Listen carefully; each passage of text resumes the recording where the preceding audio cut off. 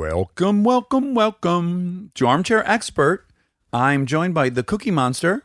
That's me, Monica Padman. Cookie. No, that's not what my Cookie Monster says. Cookie Monster says cookie. Oh, I know, but cookie. I'm a different. I want to establish myself as a new Cookie Monster. Okay. All right, that's fair. Because I'm the Cookie Monicaster. Oh, right. Yeah. And I'm Dan Shepard. And today, Elizabeth Banks is on the program. I love Elizabeth Banks. I've been friends with her for over a decade. I'm just really blown away by her talent. I think she's such a great dramatic actor. Mm-hmm. She's super funny. I fell in love with her in The 40-Year-Old Virgin. She's just such a powerful woman. She is. She's an actress, a director, a writer, a producer. She, of course, was in The Hunger Games, Pitch Perfect, Wet Hot American Summer, 30 Rock, The 40-Year-Old Virgin. But most importantly, on November 15th at a theater near you, Charlie's Angels. She wrote, directed, produced, and is in. I'm excited to see it. Beastly move. Yes, it is. Give it up for Liz Banks. We get support from Quince. So we've been talking about Quince a lot lately, and as we head into fall, it's the perfect time to reset your wardrobe with their amazing pieces. I think it's so fun to do when the seasons turn over to just spruce up your wardrobe with a couple specials, and Quince is the place. Totally. We're talking organic cotton, Mongolian cashmere, tailored chinos from just $60. Premium fit and quality you'd expect from a luxury brand designer. I love Quince. You know, I like it understated and subtle, and I like stuff that has high quality. And Quince checks all those boxes. I love a lot of stuff from Quince. Honestly, they have incredible premium denim, which is very important for fall. It's pretty much all I wear in the fall is denim. And Quince has such a good selection of quality denim. Their stuff is so versatile, timeless, and built to last that you just grab every single day without thinking. Right. And all of that for 50 to 80% less than similar brands. They go direct to ethical factories, cut out the middlemen, so you get all that quality without overpaying for it. We love that. And they do way more than clothes. They have bedding, cookware, bath essentials, travel must-haves, same deal, and great quality. Upgrade your everyday. Download the Quince app for app-exclusive offers or go to quince.com/Dax. Get free shipping on your order and 365-day returns. Now available in Canada and the UK too. That's QUINCE.com/Dax. We get support from Skims. Oh man, do I love Skims. I've been living in the Skims lightweight cotton collection all summer, and I have to tell you, getting dressed has become so easy. I just throw it on. It just feels right immediately, whether I'm grabbing coffee or I'm on the couch all day or I'm out, even going to dinner. The cotton is so lightweight and breathable, which in this heat is a non-negotiable. The cotton jersey t-shirt, I just need everyone to know about this one. This one hugs in all the right places. It's very soft and it still looks and fits the same after months of washing, which is very hard to do, I feel, with t-shirts. I've been wearing the black cotton jersey t-shirt with basically everything all summer long. It goes great with any patterned skirt or shorts or pants. I mean, anything truly. I believe that's probably my favorite piece from the cotton collection, but they also have great lightweight cotton thongs that are so comfortable and they're cute. That is a very, very hard mix to achieve, especially with undergarments. I feel if you can find some that are cute, but also comfortable and do the job, that is a win. And Skims has really, really figured that out with the lightweight cotton collection. Shop Skims Cotton and all of my favorite pieces at skims.com. After you place your order, be sure to let them know we sent you. Select podcast in the survey and be sure to select Armchair Expert in the drop-down menu that follows. He's an armchair expert. He's an armchair expert. He's an armchair expert. He's an armchair expert. Banks, what is the goddamn secret? Hi, baby. I mean, you really look like $1 trillion. Genetics, I Is guess. it genetics? Yeah. Is your mom pretty tight and hot? No. Okay. Is your dad? I have some aunts that look like me and some cousins. Uh-huh. I'm trying to age gracefully. That's something okay. I will happily say to everyone. Like, I have not put anything in my face. I've never had a needle in my face. Really? Oh, wow. You should try it. They sell. Everyone's trying to get me. Yeah. They're selling me on that idea. I don't know. I'm really uninterested in the psychology of starting to to mess with my face. I would do it if I felt like I could happily look in the mirror and not have like emotional or psychological baggage doing it. Sure. But I don't want to do it, and I'm trying to resist. And there's a reason for that, and I have to honor it. Now, look, if I was not on television and I just have money, I'm nose job, facelift. Right. Like, if it wasn't obvious, Yeah. I'd go all the way. Totally. I'd come in with a picture of Brad Pitt and I'd go, just get as close to this as you can. I know I have realistic expectations, but let's aim in this direction. I remember, so the first film I ever really made, like my SAG card film, was What Hot American Summer. Yes. And I wear like a little bikini top, and like it's all obvious what I'm offering. Sure, Yeah. right. These little babies right here. And so I went to meet an agent in LA, and he was like, maybe you should get a boob job. And I was like, but I was like, Did you meet him in a strip mall? no, I met him at his office. But I also was like, yeah, but it's out. Like the cat's out of the bag. Right. Like Yeah. it's all going to be totally obvious now if I do that. I'm not Right. interested in that. Here's the other thing. I feel the way about those kinds of doctors as I feel about a lot of things. Like you are putting your livelihood in your life into their hands. Yeah, And Yeah, what if they fought with their wife that morning or their husband? like, who knows what Yeah. could go wrong? You know what I'm saying? Like, why am I doing that? I don't know. Yeah. And then I've also had friends and my sister who like have faced cancer and have had surgeries and stuff. And you're like, why would I voluntarily Yeah. put myself under a knife and like anesthesia and all? It's all so dangerous is my point. I can tell you from an addict's perspective, to get those perks, you got to get those Oxycontins one way or another. You see putting your life in someone else's hands. I see You potentially a justified 5-day relapse with no recourse. Oh, man. Nah. No. I'm Nah. good. I will need it. I mean, but that's only if we decide that our society tells women that they need to Exactly. stay looking young. I I'm just, just over it. I know. Belle and I were laying in bed last week. Yeah. And She's a beauty too, by the way. she's a gorgeous person, inside and out. But skin of, silky Sure. skin. She's so young and beautiful. But she's getting stuff sent in from South Korea. She's got like sure. snail goo on her and stuff. She is sparing no expense, let's just say.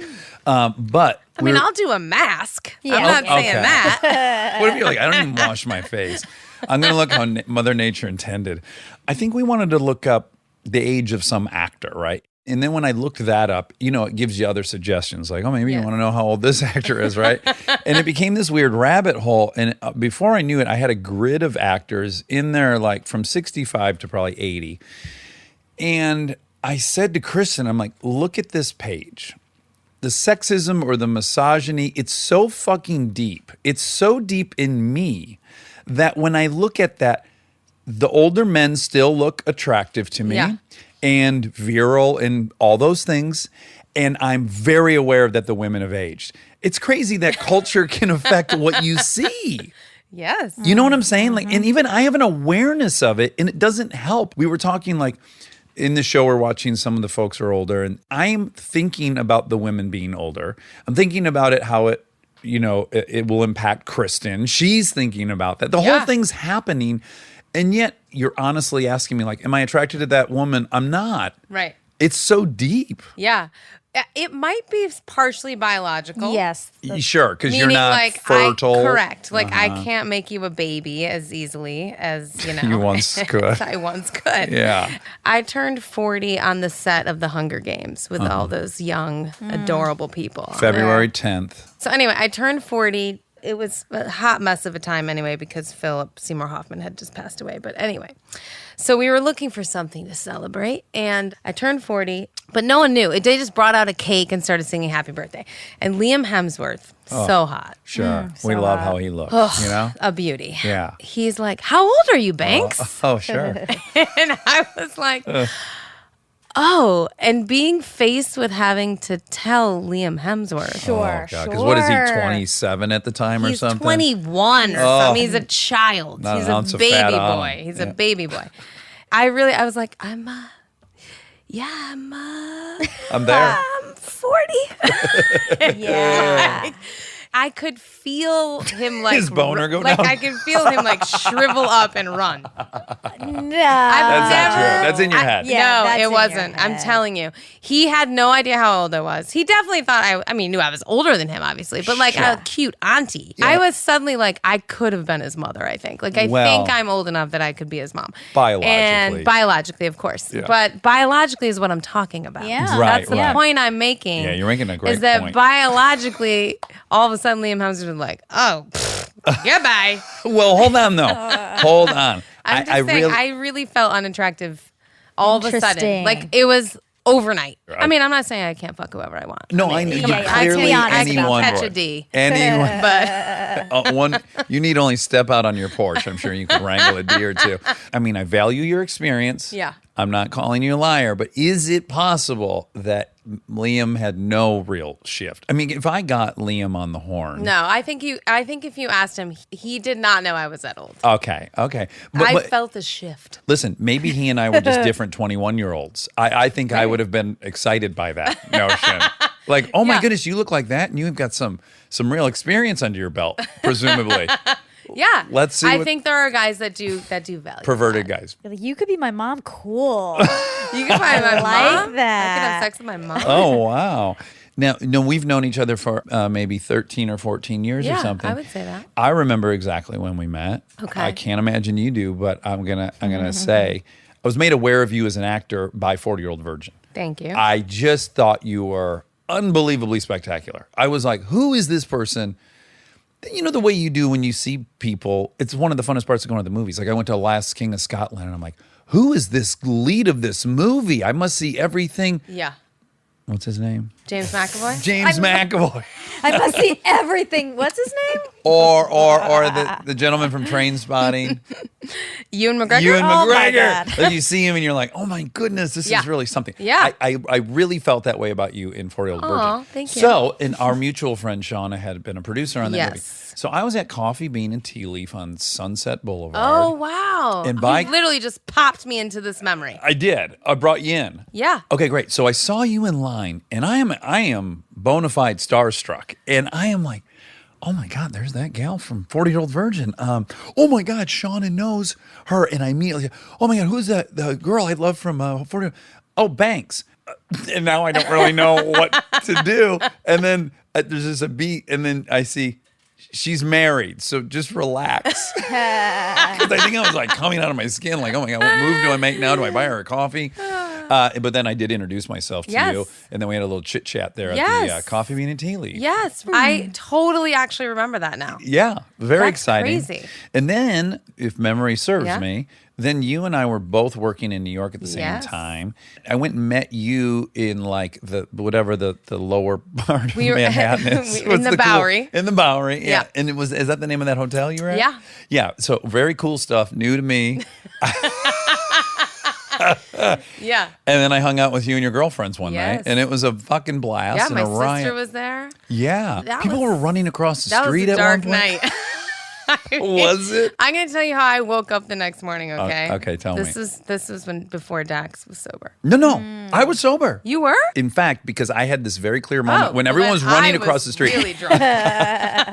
Because when everyone was running across the street, I was like, I would have been first in the street, but I'm the only Oh, sober so person here. You were like babysitting us. I actually was feeling sad because I was like, oh, I know who Banks is. And if I were fucked up right now, this night, not sexually, Yeah. but this night would have ended up like in another borough or something. Yeah. Oh yeah. Yeah. Like, there we would- it were would have been having gas. A very good time. Yes, a very, very good time. And had I been drunk too, I think things would have really ratcheted out of control in a hurry.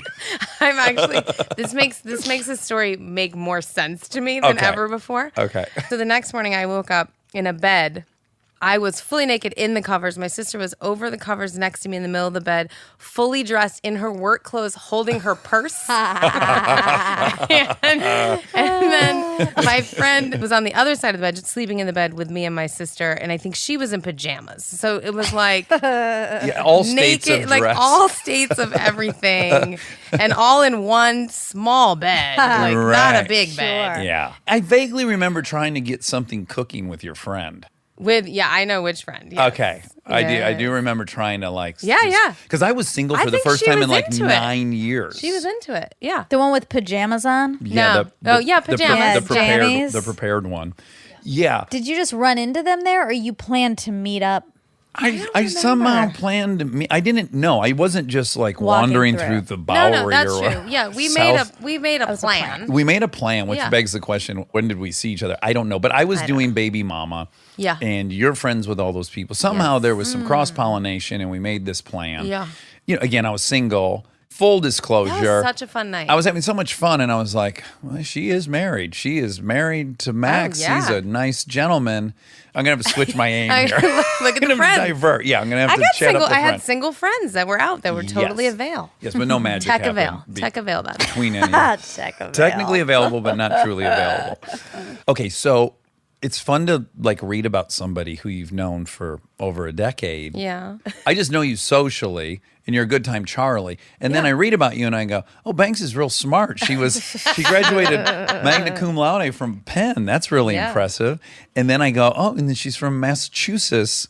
Where is Pittsfield in comparison to Boston?" It is all the other end of the state, basically on the border of New York. Like my father worked outside of Albany in a place called Schenectady, New York. At a GE For a long factory. time. Yes, at a GE factory. And Mom worked at a bank. Yep. First agricultural bank. Is this in the Berkshires area? Yeah, it's the heart of the Berkshires. Oh, so it's fucking beautiful there. Yeah, it's really beautiful. It's Yeah. an amazing place to have grown up, actually. How many people are in your town? Is it big or small? No, I think it's like 30,000, maybe something like that. That's good size. Yeah, it's a decent size. It is technically a city Okay. where I'm from, but Okay. it's surrounded by the countryside. I grew up going to farms and cows and Did you have a cider mill? And this course. time of year were you like gearing up Yes. to hit the cider mill? oh yeah, you would go and you pick apples and you would watch them make, and they had the best thing in the whole world, which is apple cider donuts. Yes. Oh, yes. yeah. So in my town, they were cinnamon is what Yes, they were. cinnamon, of and course. you dip them in that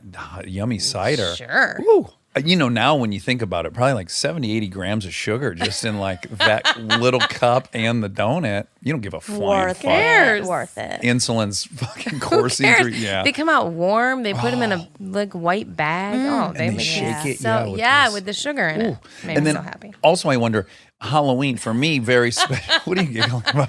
I just Okay. love when you wonder. Okay. Well, I do wonder because I was just trying to tell Monica this. One of the unique pleasures of where I grew up is that during Halloween, you'd find yourself sometimes at a Halloween party that had an actual hayride and like a barn involved and fucking bobbing for 100%. apples. Did you have that experience? Yes, there was a girl in my high school, Liz Taylor. She had an old carriage house. Okay. And she would have like parties like on haystacks and Yes. we'd have like Fun. parties and that. And there was like, a loft up above and you'd climb the ladder and it was just like, it was Yeah. magic. Yeah. In It those- was freezing cold though. Oh, sure. Like we planned our costumes around wearing a full snowsuit. Yeah. It inhibited Under any costume. kind of hanky panky. Yeah.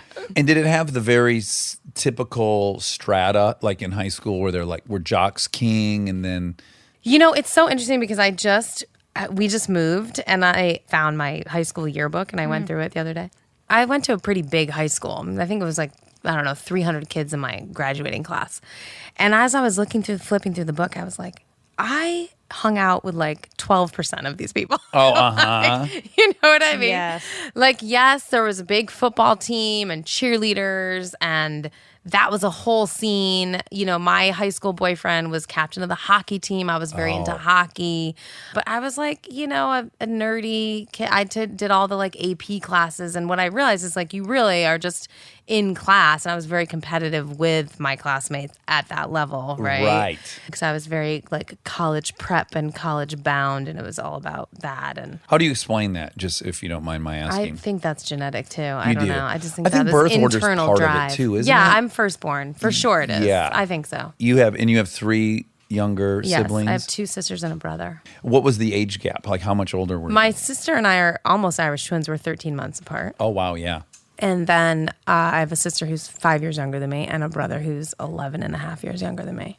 Okay. I think you're interesting in that your background's not, I would guess, like a super student who's in AP classes because you're such a good time. You know what I'm saying? I pictured you more partying and did you mix that in it? I had that side of me as well. I mean, I was a goody two shoes. I never really did drugs. Alcohol was always my vice, but I was very clean cut about that stuff. Okay. Also, I was responsible. Let's put it that way. Okay. And last question about what I feel like is similar settings for childhood. Yeah. This is rare, I think, too, to the rural area. You just go into a field and you just start drinking. Yeah, that's Right. exactly all we ever did. Yes, there were like 4 fields around my town. And you just kind of on a Friday night, you start driving to those fields. Oh, I guess they're not here. They must be at Middle Road. And then you'd go out there. That's exactly right. That's exactly right. No, we would kind of get a plan and be like, there's this place, George's Farm, and you could go down like a path. And then there was like different parks, Springside Park and different parks. And yeah, you would go, you drag a keg into the woods. Sure you would. Like, yeah. like roll it or whatever. And build a fire. Yeah. Any then swimming involved? Party. Oh, yes. Yes. In the summertime, many lakes. Me too. We had a friend with a pontoon boat. That was a real good time whenever we could get that out on the lake. Absolutely. It's just it's just a floating bar, really. Yeah, exactly. It's so good. And then there is a point on that pontoon boat party, because my father had a pontoon boat, and we'd go out there pretty late at night. And there was always the rational part of my brain was like, should everyone be swimming right now? Like, are we at the point of the night where someone should say, hey, let's stop swimming? Yes, I agree. No, that was probably me. I'd be you. that person. I'd be that person that would be like, should we just do a head count to make sure everyone's like back on, that got off? You know what I mean? Like, let's just make sure everyone that went in the water is actually still alive. And now we both have 2 children and we live in LA. Do you like a little bit pine for them having that experience? Oh yeah, of course. We went away this summer. We went to Massachusetts for like 2.5 weeks because I just felt like I needed them to have, and I needed it too, a little of that nostalgia and that freedom. And they went to camp on the lake, and and went to soft serve ice cream and just mini golf and all of it, right? Yeah. Like, I love that. Yeah, the lake thing in particular holds a certain power over me, where like I have to every year get onto a lake for a week or two, or I'm sad. I really long to live on like an inland lake in Michigan. That lifestyle for me, because I had like imposter syndrome when I went to college. I went to such a fancy college, and I'm not from a fancy home or hometown or anything. But to grow up in a place where I could learn to ski and canoe and fish, I mean, like, you name it, like, we did it, Yeah. And I thought having an environment where you get to do all of those things really helped me kind of feel like I could fit in a lot of places. Yeah, having some kind of like physical confidence that you can do things, I think is really beneficial later on. Yeah. You just feel like you have a command over, I can be in this setting and manage. And also just little things like I learned to drive on a stick shift. Like kids in New York City didn't know how to drive a car. You know what I mean? Yeah. Like, You're right. just things like that just I do think really have helped me feel confident in life. Yeah. So you got into Penn. In my yearbook was my acceptance letter. I opened my yearbook and I was like, babe, look at this. Yeah. And there it was. And do you remember getting it in the mail? Yeah, I definitely do, because my great grandmother had passed away. And so we were all getting ready to go down for like the services, and I got this letter in the mail. And of course my mother immediately, because she grew up Catholic, was like, that's the angel, giving you your Sure. Was it your number one? It probably was postmarked before she passed away, but I'll take it. Sure. It's Sure. a lovely idea. Great. Was it your dream school? It was my number one. I applied early, got in December, so I got to just like chill the rest of Her high school. safety school was University of Georgia. He's laughing because I went there. Or he made that joke because I went there. Now, you met Max on your first day of college. I did. Monica, soak that in for for 1 you. second. 27 years you've been with Wow, somebody. that's Right. awesome. September 1992. That is bonkers. Yeah. I'd argue that's almost impossible. That's virtually high school Lots sweethearts. of people did it for many, many years. Well, centuries. in the olden days when you never met someone of the opposite sex at your job. That's true. Like people I will guess. say like, oh, your grandparents were married forever. I'm like, yeah, my grandpa worked at Wonder Bread Bakery and he fucking worked with a bunch of fat dudes all day. And then he worked 12 hours. And then he Right. went straight home and ate and went to sleep. so happy Who he was had he your going to grandmother. meet? Who was going to tempt him? Do you think that's what keeps marriages together apart? Temptation? I think that's a big component of it for sure. I mean, I think if as marriages and relationships go, you got to be really on top of like checking in, remembering to state your needs, all these things that are like, my grandparents didn't fucking have that vocabulary. No. And so I can't imagine it was easier for them than it is for me.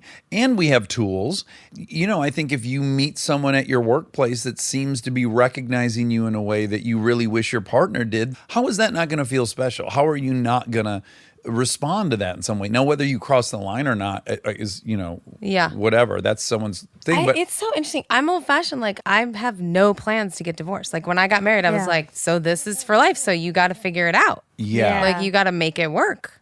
Which I'm also very lucky. I chose very well. Yes. I have a great guy and we have a great relationship when we work together and we spend a lot of time together. Yeah. But happily. Like, I'm very happy about it. I've had the pleasure of being around you guys many times, and it's a really beautiful relationship. But I guess all I'm saying is, I would say it's compounded by the fact that you're also making that decision. You're picking, I like a Sprite the most, and you've not had Dr. Pepper. That's true. Yeah, so I just think that adds to the the impressiveness of this. I'm not for wanting, though. You know what I mean? Yeah. That's what I mean. I'm not thinking about, like, what else is...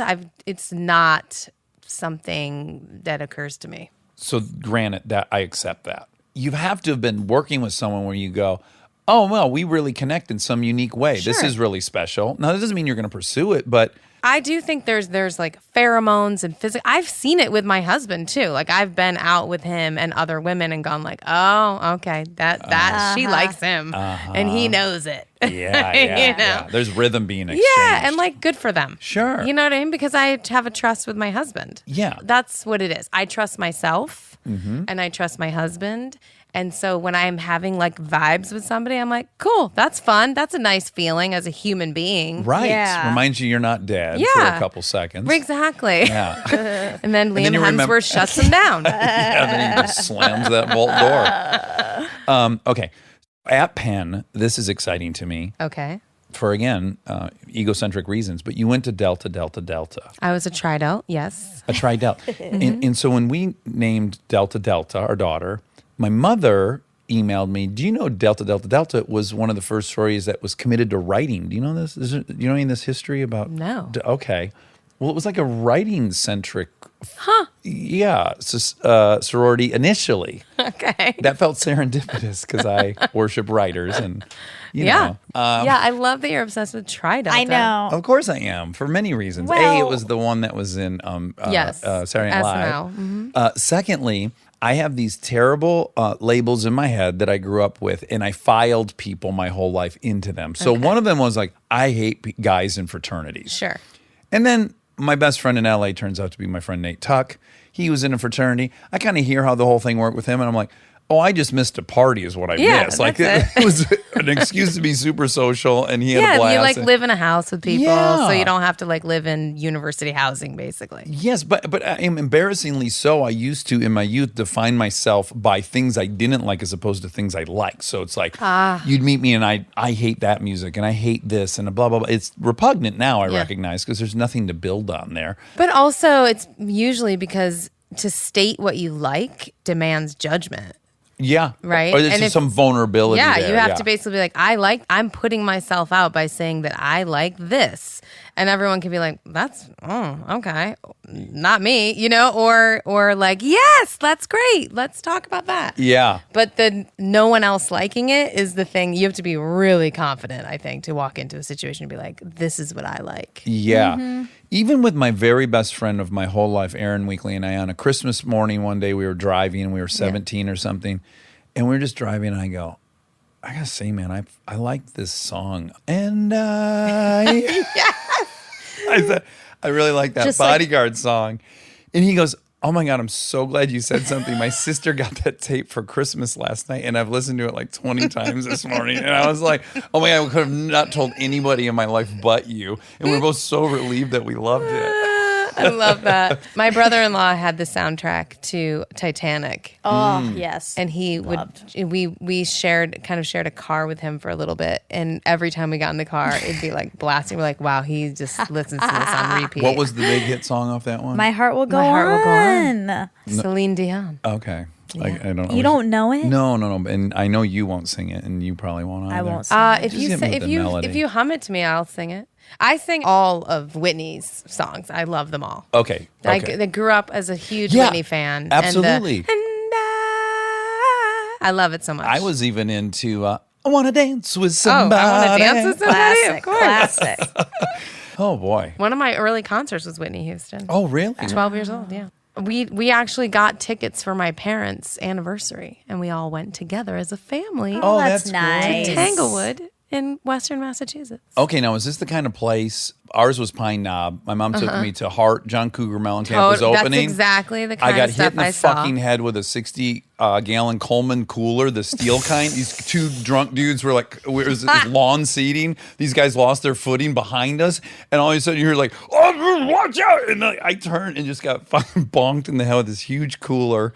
Got knocked down. I survived clearly. All right, good. But was it that kind of place where you could lose your teeth watching a concert? Yes, it like had a no. Tanglewood is the summer home of the Boston Symphony Orchestra, Oh. but SPAC, the Saratoga Performing Arts Center, which is also where I saw a lot of shows, including John Cougar Mellencamp. Oh, sure. That was more of that joint. Okay. The first big concert I ever went to alone, like where I drove with, like my boyfriend's older brother who was like 16. By the way. Note to parents, like, do not let your like 12 and a half, 13-year-old daughter go with a bunch of teenage boys to Right. Anywhere, a rock basically. Anywhere, concert yeah. in a car, like over a mountain. Like, it was insane. Anyway, I obviously made it out alive, but it was Def Leppard was my first. Yeah, White Snake. Pyromania. White Snake opened for them. Yeah, it was amazing. So that concert brings me to the next one I was going to make is one of the things I realize my kids are not observing here in Los Angeles is when my mom would take us somewhere like Pine Knob, you're going to see one or two fist fights. Like that's guaranteed. You're going to see grown men fist fight each other in the beer line, maybe at the top of the hill and come Yeah. rolling down. And clearly at Def Leppard, there was some scuffles. Oh, some scuffles. Yeah. And you really feel alive in those situations, don't you? Like you got to watch your... I find that there's so little danger in childhood now, and it kind of bums me out. Me too. I like a little. I really grew in those moments of danger, and I really feel like it was all mostly contained, right? Yeah, like yeah. nothing was like super out of control, Right. But I'm trying. Like I just moved, and we're putting in like a Ninja Warrior. My kids are obsessed with. I have two boys. They just want to climb everything. you know? Sure. So I had a guy out to the house to talk about like building like a rock climbing wall and whatever, like a jungle gym thing. And he's like, well, maybe 7 feet. I go, nah, you're gonna maybe 10 feet. Ah, you know? yeah. Yeah. And they're like, well, I mean, if your kid falls, da da da. And I'm thinking, yeah, I mean, They'll break their arm. yeah, I they'll mean, have a cast. People yeah, sign like. it.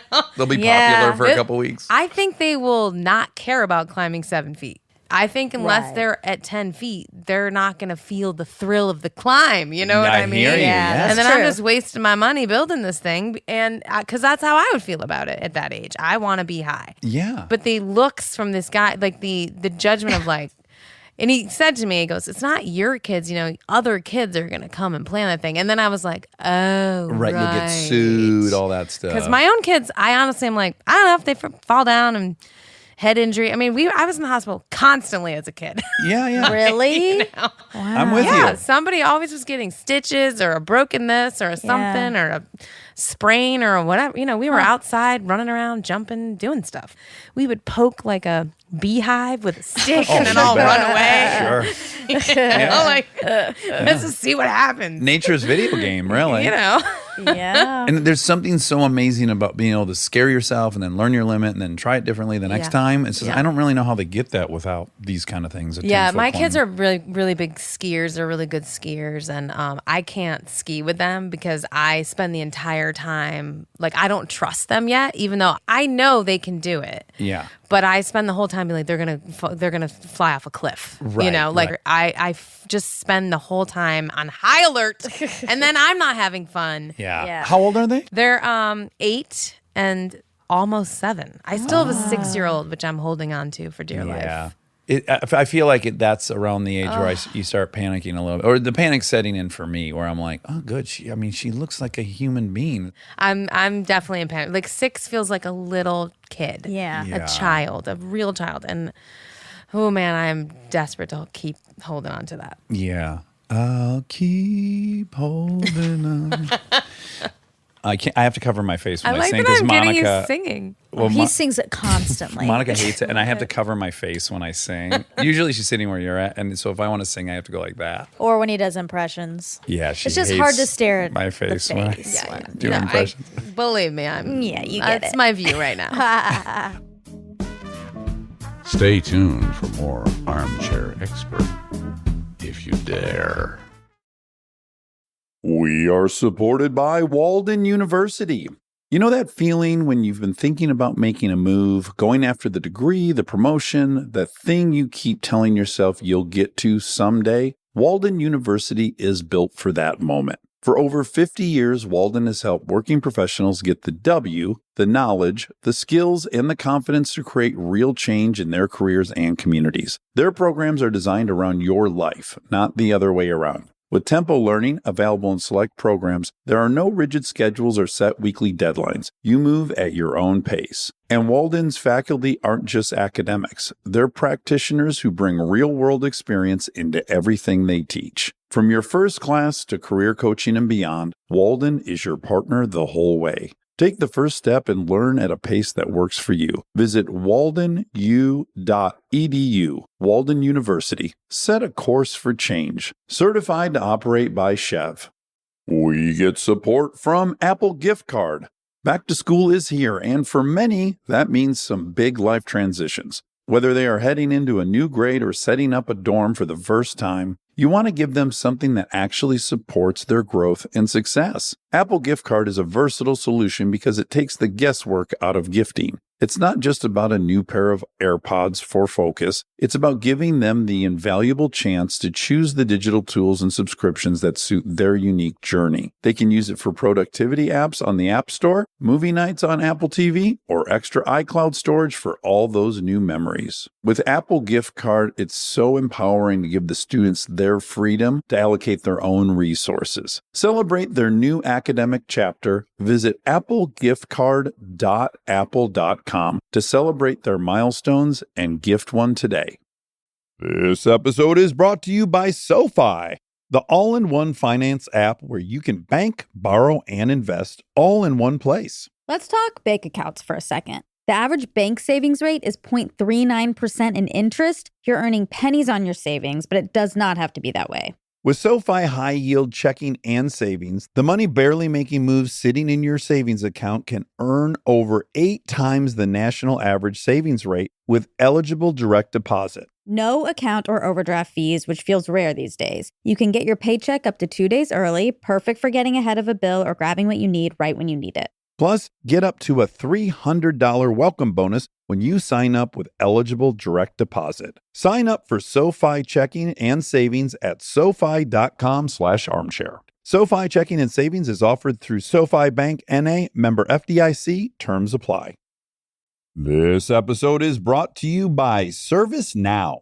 Look, I have my dream job. I get to talk to folks I admire like crazy and ask them virtually any question that I want to. I can't imagine a better way to spend my time. But even dream jobs have some not so dreamy parts, the stuff that gets in the way of the actual work. Now, that's where ServiceNow's AI specialists come in. They don't just tell you what you should do about your busy work. They actually do it, start to finish. Cases closed, requests handled, no extra work for you. So you and your team can focus on what matters most, which for me is, are they obsessed with male bodies on the same level as I am? They never are. To learn how to put AI to work for people, visit servicenow.com.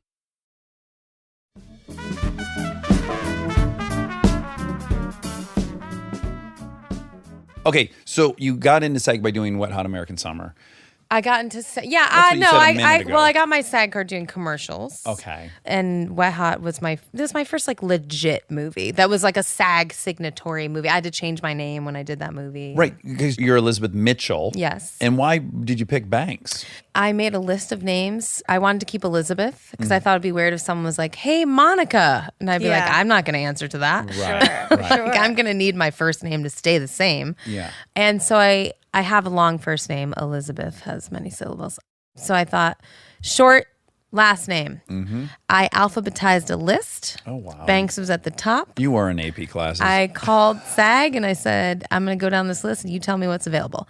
Elizabeth Banks. They said, available. I said, I'll take it. Oh, wow. That's it. So it didn't have any connection to family Your name or mother anything? working at the bank. That's what I thought. Yeah, when I read it, I was like, this is a nod to her mom. I really like it. Was Let's Dax- tell her that now. Yeah. I'm going to amend my story now that you've given me that great idea that it was a nod to my mom. What a fun fucking movie to end up in as your first. The tale of that movie in my life. I mean, I still count David Wayne as one of my closest guy friends. I love him so much. And, you know, that whole group is just incredible people. Were you intimidated when you started that movie? Because there were people who were already doing comedy kind of professionally and... I don't know. I wasn't intimidated. That's not totally the word, but I was in awe. I really was in awe. Like, I remember being on set. They would just do bits, like nonstop bits. And I didn't do improv or anything. And that was too dangerous for me. Like in college, there was a group called Without a Net, and they did improv. And I was like, Without a Net. I want the words, Now, of course, I love improv. I didn't really understand what was all going on. And I just thought, I'm amongst like geniuses. Like they were so funny. They were constantly trying to one-up each other and make each other laugh. And just the entire vibe of it was pretty great. And you were actually at camp. Yeah, we literally were at camp. Yeah. Yeah. And so, there's the documentary that is on Netflix. Or Yes. it was. I don't know if it still is. It was a raucous time. Am I Yes. right? There was a lot of alcohol consumption. A lot. Presumably some drug use. Presumably. One could presume. I didn't fully immerse myself in it. Part of it too is like they were all friends. Right. And so I definitely felt a little bit like this outsider who got to sort of see how it was all working. And I think we got paid like 4 cents maybe. Sure. Before your agent And took. I was making more money as a catalog model and in doing commercials. Yeah. So we were shooting in the Catskills, and I was like renting a car and driving back to the city as much as I could to like audition for commercials. To make some money. To make actual money. Yeah. Because as fun as it was to be at camp, I also really needed money. Triggering. There was some, I remember Jeanine Garofalo just literally saying like day 2, like, I mean, why don't you just go to LA and get famous already? And I was like, oh, all right. So I'm not going to be accepted here. Yeah. Energetically on that set, for sure, there was this feeling of like, why are you here? Right. And I was kind of like, I like being funny. Yeah. I think this is fun. So after you do Wet Hot, how do you end up in Seabiscuit? Because that's a very big movie. That was because I was in Catch Me If You Can. Oh, okay. Yeah. That came so first. Deb Zane, I believe it was Deb Zane. It was either Deb Zane or Deb Aquila. I'm pretty sure it's Deb Zane. Cast both of those films. And so she cast me in Catch Me If You Can. I got cast by Steven Spielberg, who watched a tape of me being silly. And I got cast as this bank teller. Oh my God, Wow, that's such a recurring theme. theme. Catch Me Yeah. If You Can. Wow. I know. Banks. Yeah, Banks is everywhere in my life. These are the signposts that tell me I'm on the path. We're going to find out you'd found your child on the bank of a river at some point. So I was a bank teller in Catch Me If You Can. That tape made its way around, and Gary Ross, who directed Seabiscuit, just basically trusted the casting director. I mean, he was seeing a lot of other girls, and now I'm so far in the business that I can say pretty confidently that they didn't want to pay anyone else. Like there were all these women who were up for that job, and I'm sure that budgetarily they didn't leave any money for the girl role. Right. And so it was going to be played by like a newcomer who Yeah. cost no money, which was me. Right. Well, there's so many layers to the whole thing. Yeah. So there's like, A, they're just not writing roles from him. B, the male actor is 20 years older than the female actress. That's kind Well, of... the main, Tobey Maguire was Spider-Man at that point. I'd been in Spider-Man. I played Betty Brant with Tobey in those movies. Yeah. And so now he's Spider-Man, and he's going to be, Red and Seabiscuit, and then Jeff Bridges is there. And then Chris Cooper won an Oscar that year. Yeah. In American know. Beauty or... I was real low person on the totem pole on that set for many reasons. Yeah. How did your ego handle that stuff? Was that challenging for you? Or are you No, were you I fine felt, with I that? felt new. I felt young and new, and I definitely wanted to be Julia Roberts. Sure. But I also am like, I don't sit around going like, why isn't the grass greener? You're not a don't big know. comparer. I really try not to be. Yeah. I mean, I certainly am. I do it, but Well, you're a human being, right? yeah, exactly. Yeah. But I really try not to be. And now that I'm older and raising children, I really, really, really try not to be. And I'm also on the other side of so many things and realizing like this was my path. This is what it was meant to be. Yeah. What other life was there going to be? This is the one that happened to me. So here I am. Yeah. I am now of that opinion, and thank God, because it relieves so much suffering from Yeah. wanting and all this stuff. And yes, now in retrospect, it's like, oh, thank God the things I wanted to succeed failed, and thank God the things I didn't want succeeded. Like Yeah. there's things that should win. I won when I went to Penn. So I won so early because I wanted to get out of my town. I wanted to live in the city. I wanted to have a big life, whatever that meant. And I didn't know what that meant. I just knew that I wanted something. Right. And so everything is the icing on the cake. Like, Right. you know, I met an amazing boy and I made a beautiful family and I get to do something so fun to make money for my job. Like, this is incredible. And I'm rich. Yeah. And just to have those little things, I don't worry about the car payment. I don't worry about like if the car breaks down, how are we going to have hot water? I don't have to make any of those kinds of decisions. I have won and I Right. did it a long time ago. That's very healthy of you. Wait, did you want to be an actress while you were in college? No. You knew? You didn't know until after? No, I didn't. wow. The door kept opening and I just kept walking through it. Wow. Yeah, because you have a communications degree. Yeah, and I mean, I studied theater as well. I did it in high school, like right as my, it was like your You were an hobby. athlete and you yeah. broke your leg, and Yeah. then you got into a play. Yeah, I did Jesus Christ Superstar. I played Pontius Pilate. I still remember the song, of course, because I was like Oh. 12 and a half when I sang it. And, you really remember music when you're 12. Oh, Anyway. yeah. Have you sang like professionally in a movie? I mean, A little, but In- no, not in like a major role. No. okay. What did I you would. sing in? Sure, I would. Okay, I'll start writing. But what Get on it, kind of Dax. music do you want? What if we did shot for shot remake of Bodyguard? Oh my God. It'd be my dream come true. Aren't they doing The Bodyguard? You in the Houston role, me in the You and whatever the his name is. Costner. Costner. Kevin Costner. Kevin Costner. We love him. Not a good episode for names. I was just thinking you and I should have a Name you guys- off. well, we should have a show that just talks about movies that we don't know the title of and we don't know the actor's name. And the Yes. whole episode is us describing what the person looks like and what other movie that we get the title wrong to they've been in. In your mind, so if you've always been like just filled with gratitude about all the little steps that were Yeah. happening, there must also still be peaks within that, right? Where things you were like, oh my God, I can't believe. Like, I've not had the experience being in Spider-Man. Spider-Man, like, that's the biggest movie of the summer, and it Yeah. opens and it's $1 bazillion, and literally 100 million people have seen it. Those are pinch me moments, yeah, when that's happening.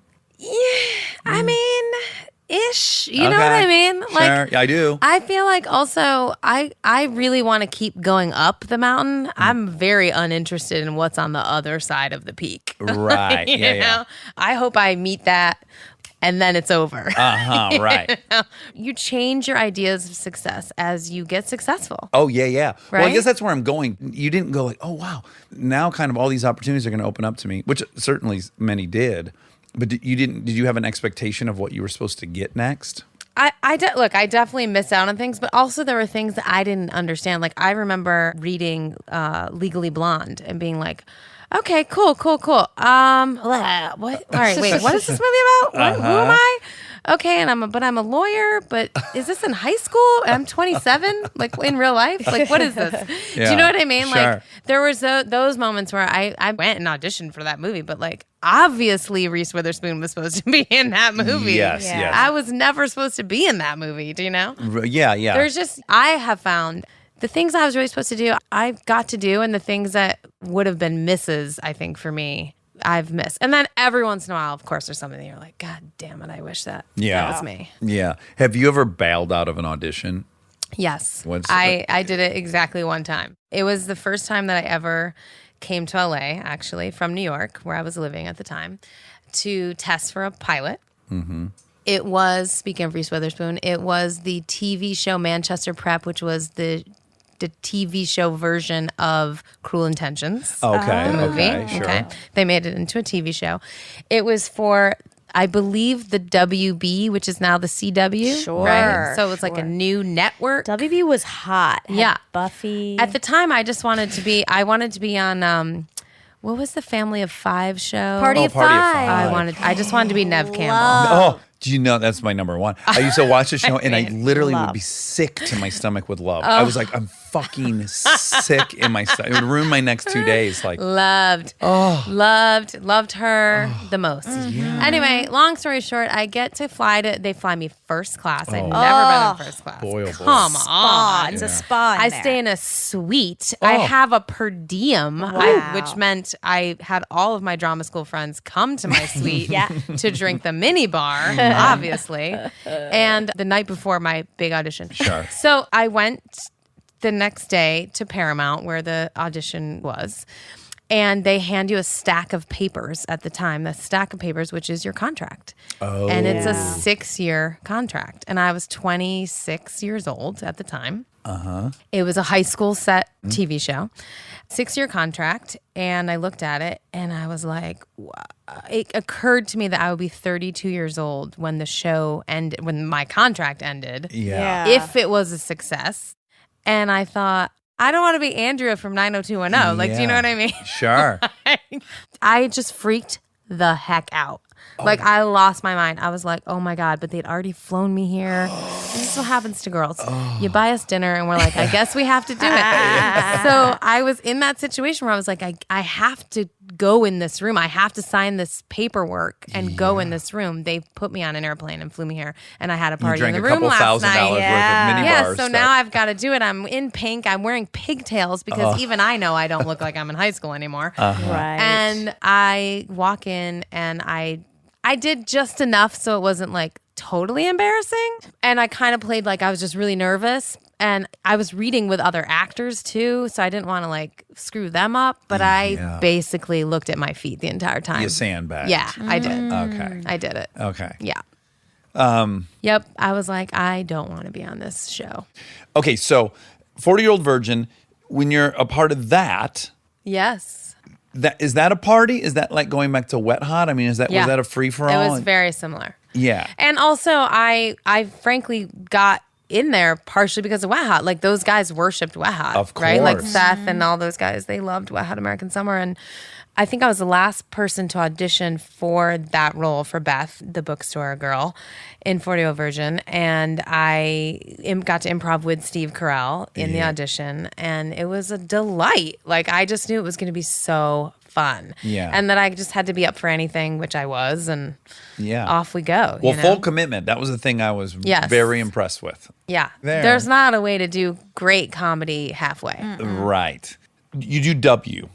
W. Yes. Oliver Stone. Mhm. Yes. And I'm just curious, what is the Oliver Stone experience like? His behavior towards me was excellent. I think if he likes you and trusts you, it goes great. And I've seen him on set with people that he's like, and then he kind of, he can not be as nice. But Right. I had a delightful time with him. Who were your scenes primarily with? Josh Brolin. Josh Brolin. And do we love Josh Brolin? I do, yeah. I love I Josh am Brolin. I don't know him, but I follow him on Instagram, Yeah. and I feel very close to. Loves him. Well, he really. He's a he's great a poet on he- Instagram. He is a great Instagrammer.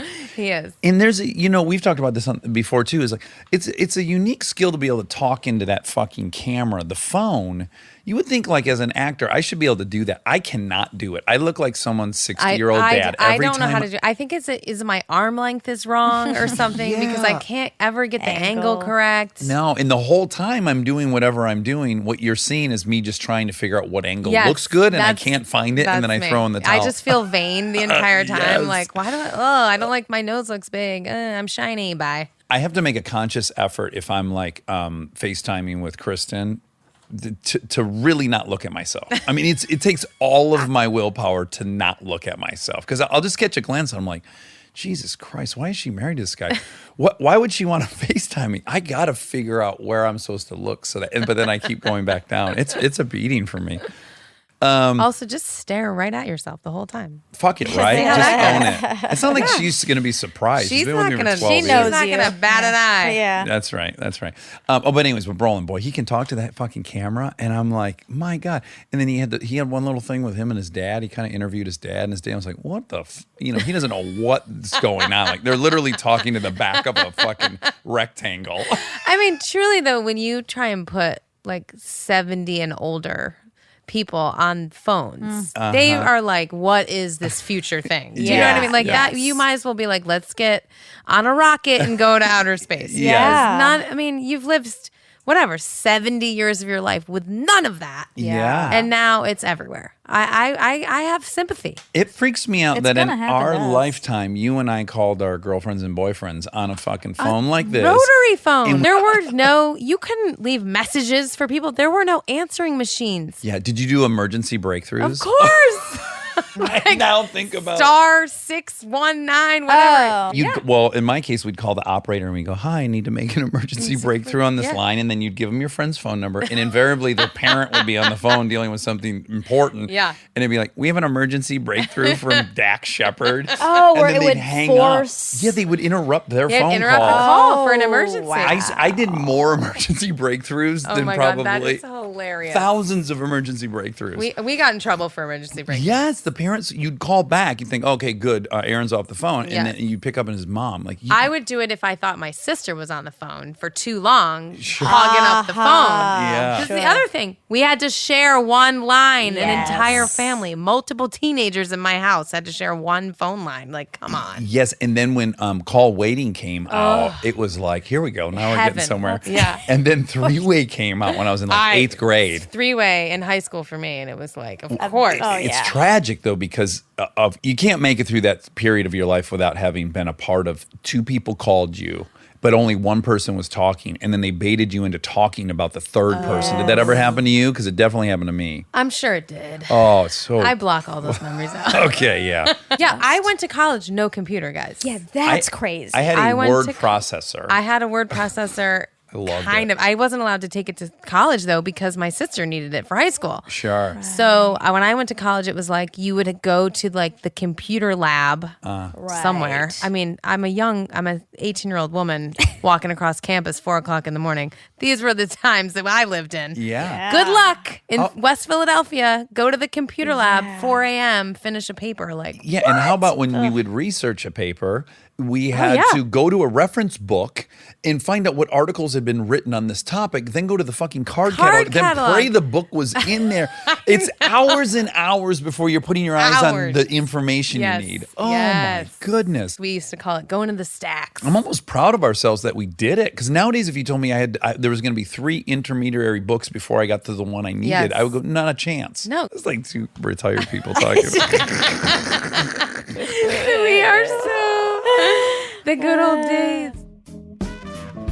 Stay tuned for more Armchair Expert, if you dare. Living your best life means being extra where it counts and skipping the extra where you don't need it. Like in your cleaning products. That's where 7th Generation comes in.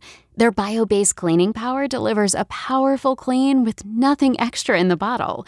Need a dish soap that cuts through the tough grease? A detergent that tackles the worst stains and odors? 7th Generation handles it all without any dyes or artificial fragrances. Real clean doesn't have to come with a long list of add-ons. Upgrade to a powerful clean without anything extra. Look for 7th Generation dish soap and laundry detergent wherever you shop for your cleaning products.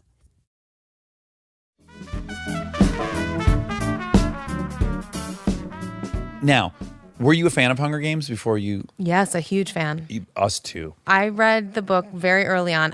So my production company, we were involved briefly with the Maze Runner series of books. and really wanted to find the next thing. And I was given the Hunger Games early by the publisher. And so I read it before it was even out. And I was like, this, oh my gosh, this. And then, of course, Nina Jacobson and Color Force, her company, got the rights. Bink. Yeah. And that was that. But so I knew about it for so long. And then when Gary came on to direct it and he was in Seabiscuit, I was like, I've got to figure this out.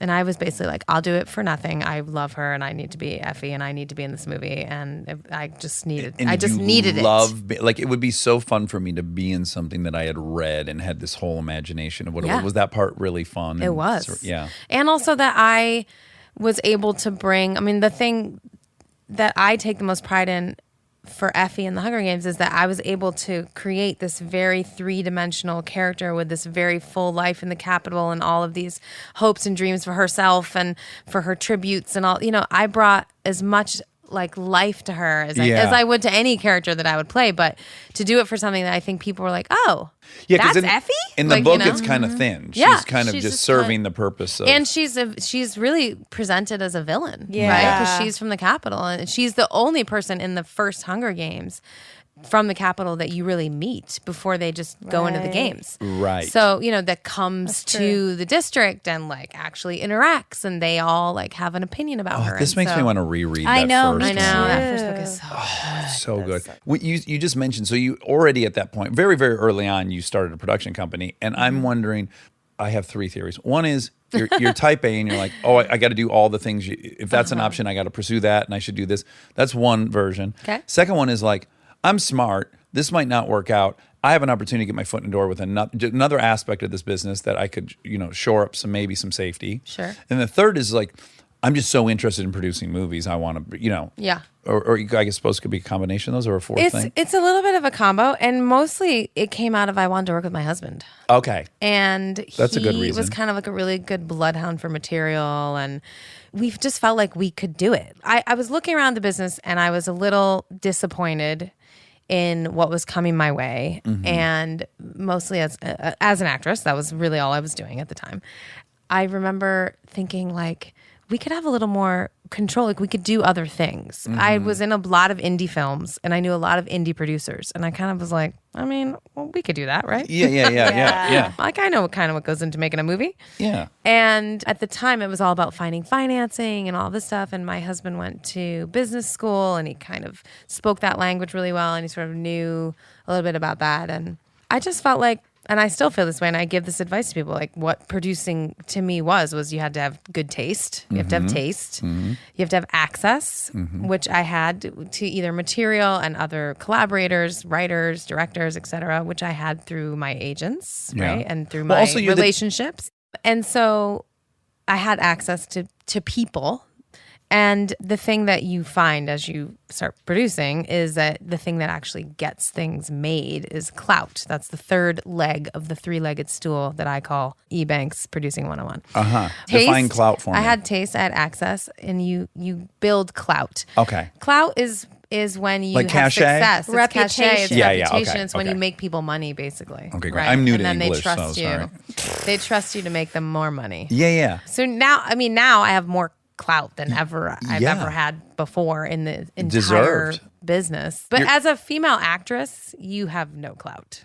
It's an uncomfortable feeling. I was getting more and more uncomfortable with that feeling that, wow, I am really powerless in this industry, and I don't like that feeling. Yes. Your big breakthrough as a producer, unless I'm ill-informed, is Pitch Perfect, yeah? Yeah. It's a book by Mickey Rapkin. He followed these competitive a cappella groups on their way to the ICCAs. Oh, it's nonfiction. It's nonfiction, yeah. There was an all-female group in the book. They were from, I believe, the University of Oregon. Divisi, I want to say, is what they were called in the book. They were great a cappella groups at Penn. And I was in the theater arts program, and nerdily hung out with some of those people and wished I could be like a singer. I did not have the confidence at that time in my life to like actually ever pursue any of that or sing really. Yeah. And I was so enamored with everybody that could get up. Like there was a guy who like sang Rocket Man better than Elton John. And I just thought, oh my God, Isn't it hot? It was Whoa, hot. God. Oh, the confidence. He disagrees with me about We've that. had so many fights. Okay, Her first of and all, Kristen, Dax. yes. So I'm going to stop right there. Okay. Ed Sheeran That should shut down any Yeah. argument that you have. Exactly. Okay, the fact that Boom. Ed Sheeran is like, hey, let me just lay these like tunes on you. See what I look like? And then we all go, that's so fucking hot. Like Yeah. he should just get laid all the time. Agreed. Hello. Yeah, Kristen and Monica will sit there and they will listen to pentatonics or something. Yeah, Yeah. pentatonics. Yeah, they're fantastic. I am missing the boat. I'm watching them. I'm watching them get something out of pentatonics, and I'm like, But your wife seriously, is a guy? serious singer. Like she really appreciates it on a deep level. Well, that's how I explain it. But my argument is kind of if if that's not your lifeblood, really, like five guys singing in harmony. But That's look, this is why Pitch Perfect works and is fun because it is a microcosm in and of itself, that world of a cappella, right? it's very insular. It's huh? insular and it's people take it so the people who love it Oh, it's passion. are So, it is yeah. their life. Yes. It is Yeah. what they live for. And that's what lends first of all, the credibility to it and to the movies, but also why it's funny. Because the rest of us are like, we're not in on this. Right. But man, do they love it and take it so seriously. You know, it's like why Dodgeball the movie works, right? Yeah. Because you're like, wow, they really love this. The notion in comedy of exploring something that people really take Esoteric, seriously. Yes. niche. But you're right though. There is something intrinsically endearing about people who Yes. love something, and it Yeah. goes back to what I was saying about me being a shithead and defining myself by what I hated and being punk rock. This is so much more endearing and lovable and wonderful, and I aspire to be more like all the people in Pitch Perfect Yeah. and in a cappella groups. So, with that said. It is something to watch these two get horny. Listen to like, bum, bum, bum, bim, bum, bum, bim, bum, bum. Also, because we're transported to seeing it. Like, have you ever seen it? It's very cool. Yeah, in person. What if I said in person. 20 times? No, I have never. I've never. You haven't. I've never seen it. I will say, I remember dragging my husband to see Justin Timberlake, who at the time was still kind of in a boy band, and it Right. was his first album. His first solo album was "Sexy Back," maybe. Anyway, it was before his first album came out. And Senorita, that album. Yeah, that album. Yeah. So I loved it. I loved it too. I still work out to it. Anyway, so Justin Timberlake, I dragged my husband to this Justin. He's like, gonna go see this boy band guy at this show, and Justin Timberlake started beatboxing Oh, yeah. in the show and then sang a cappella, no accompaniment, right? Like, and That little angel even voice. my husband had to be like, oh shit, this guy is so talented. Yeah. And that's what I mean. It's pure. It's very pure. It's beautiful. You have no backup except like your friends. And also there's thematically that you're harmonizing with other Yeah. humans. Oh, it's beautiful. I'm owning the fact that I'm like a caveman gorilla who my worst fear in the world in high school would have been to stand up in a tuxedo and sing. Yeah. Yeah, it just scares me, I think. Yeah. And I applaud the bravery. But the girls are all, we're getting hot. You're for getting the, PQs. The confidence. Lots of PQs. a lot of PQs. Yeah. Okay. Tons. Do you know what PQs are? What are the Cut it out. PQs? Pussy quivers. Oh, pussy So, but they're quivers. shortened to PQs. And then we PQs. recently. I was going to say get wet, but then I was like, that's too much. Well, we just recently came up with PK, PKs. Yeah. pussy knives. That's where someone that's a bone That's when kill. somebody, Sounds Tries terrible. to like snap you That's with if the like puss? you see your boyfriend talking to another girl. That's a PK. Now, when Pitch Perfect comes out, did you have an inkling that it would be that? I mean, it's So a it was mega very hit. similar. So Pitch Perfect, it was very similar to when we made Wet Hot American Summer, which means we made a small movie that we loved making. The people who made it loved making it. You know, they're all friends still. And, you know, like Brittany Snow's at Ben Platt's, you know, Radio City Music Hall concert because like they all were hanging out, you know, Yeah. at Buffalo Wild Wings on, you know, Saturday nights in Baton Rouge, Louisiana, where we made these movies. And we knew that it was like special and funny. We knew it was really funny and we knew it was really joyful. Wet Hot American Summer is really funny, really joyful, right? You just know it's like nerds are going to like it. And Yeah. that's what we felt like. We felt like we made something Yeah. for the nerds. And I'm like from the 80s, so I still say the nerds for anybody who's not like The nerds is mainstream, where we get that from. essentially. Yeah.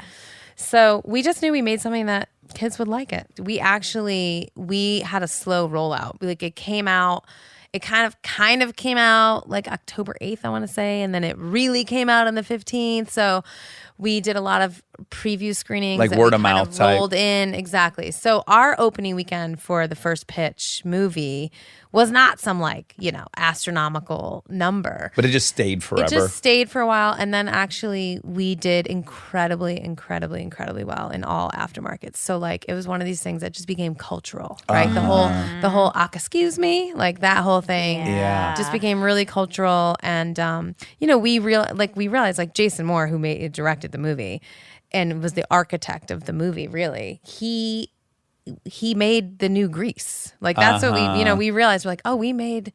Yeah. Like I grew up on Grease. I loved Grease. I watched Grease 150 times. And what happened was any 11-year-old kid in America, they watched the first Pitch Perfect. Right. That was their Grease. It was like they were all watching it. The soundtrack went bananas. And then we had the song, the big song. Right. Anna's big song, Miss Me When I'm Gone. And that had a long tail. So the life of it took on a life of its own after the opening. Okay. The second one, The second one was that one opened yes, humongously. and that you was directed a shock. the second one. I did. I directed the second one. And how did that come about? Was that something you were like, I'm going to direct the second one? Or did people No. say, Liz, why don't you direct the second one? Yeah, we hoped that Jason Moore would direct it. Okay. And when he passed, Wait, he died or he didn't do the I'm I sorry, also, I don't know. I also didn't Sorry. know. he passed on directing the second movie. Oh my God, the way you said pass. Sorry.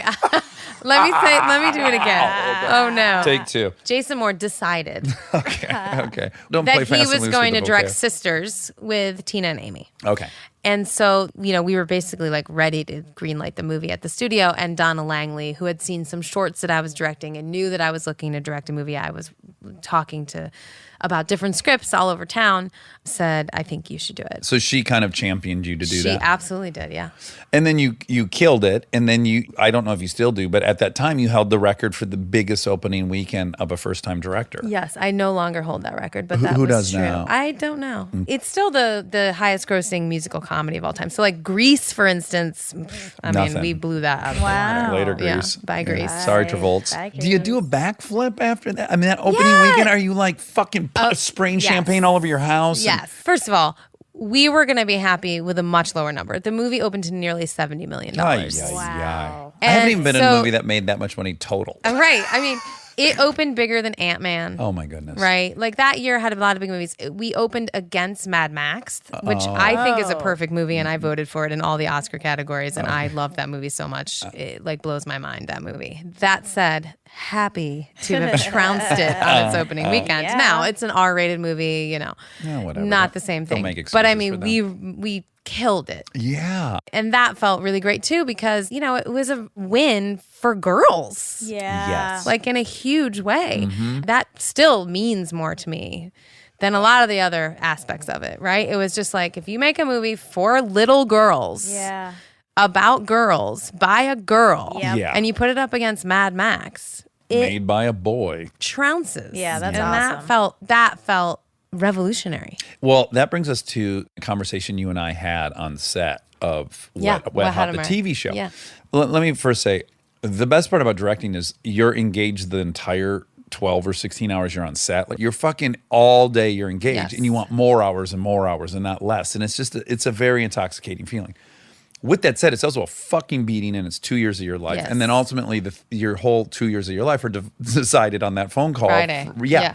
You and I were talking about that, and you were about to go direct Charlie's Angels. Mm-hmm. And I was like, God bless you, because I don't know that the reward for me is worth it. And you kind of said, like, it is a beating. I don't know that I want to do it, but I also think I can't not do this. Yeah. As a woman, given the opportunity to launch a franchise like this, I got to do it. Yeah. So Pitch Perfect 2 opening to $69 million. Let's call it 70. That is my getting into Penn. Right? 20 years later. It's basically like, I'm never gonna top it. Yeah. It's I can't. It's so funny. I love everyone in the movie. I mean, David Cross still blows my mind in the movie. Like it was really hard, but it was so rewarding on every level, and it was great for my whole life, etc. I did it. I did it. Now it's just like, let's try this thing. I don't know. There just was Yeah. a feeling that I'm not competing with myself on that. I'm really just trying to now do something new with these new people in a new space with a new idea and go again. I have no expectations, I guess, about it. But how do you get to that part mentally? That's not the first stop in your thinking, right? You No. must start with fear. Like, do you go to therapy? No. You don't go to therapy. Okay. So how do you get to that peaceful state of mind? Like, what is the process I wouldn't between call it peaceful. I mean, look, everything's hard. I'm also somebody who I wake up and I'm like, I can only get done today what I can get done today. Okay. And all the days leading up to the day that the studio says fly to Germany and make Charlie's Angels is a day when you're not flying to Germany and making Charlie's Angels. Yeah. So all of those days, I'm just working to get to that day. And then you get to that day and you're like, okay, now I just have to Get on this plane. get on this plane. Someone will meet me on the other side. And I have to start making it until they tell me stop making it or keep going. Do you know what I mean? Yeah. And so, but again, that's a really healthy, that's the AA one day at a time. yes. So I'm always just managing everything. So even right now, like I'm freaking out about putting the movie out into the world. It comes out November 15th, Charlie's Angels, November 15th. November 15th. And of course I'm freaking out about putting it out into the world. But like I have some markers. So I've shown the movie to audiences. I've been in the room. I've felt them enjoy the movie and laugh at the jokes in the right place and spontaneously break into clapping at the right place. Like as a director, my job is to take the audience on a ride in the movie theater with these characters and with this story. And I know, because I've been in the room, You did it. that I did it. Yeah. So like that part of it is like, well, I did that. That's so now very- I need everybody else to like buy tickets and I don't know, market it. And I needed Ariana Grande to do a great job with the music, which she did. So like, as long as everybody keeps delivering, Yeah. I don't know. I'm just like, it'll be okay. But again, it's a very healthy place to be mentally, and most people I require. am mentally healthy. Yeah, for I the most think you're part. asking, is it your disposition or It are is. you? It is. It's I know that my brain chemistry is like positive for me. You know what I mean? Like Yeah. I know that I'm an optimistic person, I'm a positive person, and also I have PMS, so like I know when I'm crazy. You know what I mean? I know what the other side feels like. Yeah. And I go like, "Oh my god, people live like this every day? Holy crap. Like I want to break everything and yell at everyone and cry." Yeah. And so it's not like I don't know when my brain has switched into evil mode, you know? Like I am very aware of it and I'm grateful for that too, because some people don't even know when they're going through those things. Yes. I feel in tune with my own brain chemistry and I'm very grateful for that. And my brain chemistry is, for the most part, optimistic and happy. Okay. Charlie's Angels is a humongous movie. Yeah. So there's a bunch of different challenges in pre-production, right? So there's a ton of action. Also, casting it is like, it's got to be Huge puzzle. That's the, like, I don't know, probably the most important thing is like Yeah. getting the right three. Totally. And Who are they? Kristen Stewart, Naomi Scott, and Ella Balinska. But not Naomi Scott, my friend Naomi Scott. No, our not friend Naomi Adam's. Scott. not- Correct. Not Adam's wife. No, although I have accidentally texted her many times during this process. Naomi Scott, the actress who played Princess Jasmine in Aladdin, is now a Charlie's Angel in my movie. And I met her when I played Rita Repulsa in Power Rangers. She played the Pink Ranger. Okay. And that's how I first became aware of her, yes. Okay. You're a mother. I'm a father. You know, the questions from children, you can just get at capacity. You know, where you're like, all right, at 5 p.m. I'm done answering questions. And then the director's job really is like, It's for 24/7. 2 years you answer 24/7. And sometimes you just want to go like, I don't fucking put them in hula hoops. I don't have an opinion on what fucking color leather jacket this person. You know, like you get fatigued with decisions, don't you? You absolutely can. I've learned to really delegate, which has been great. When you can trust people, like, do it, right? Yes, yes. So there are certain times where I was like, I generally want this kind of costume, but I also just want her to feel really confident when she comes to set and feel amazing.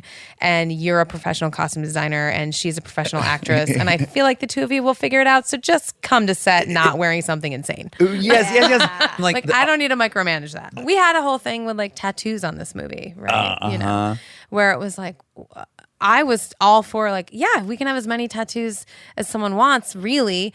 But then when I get the logistics of, so it's 2.5 hours and it costs this much money, Yeah, and like- and I'm like, wait a minute, No. I didn't sign up for this. he doesn't need that many tattoos. Right. Kristen Stewart, were you able to get her because you knew her from? No, I didn't know her really. I mean, I had met her a couple times, and I think she's one of the greatest actresses of her generation, and I am totally in love with her and enamored with her. And Yeah.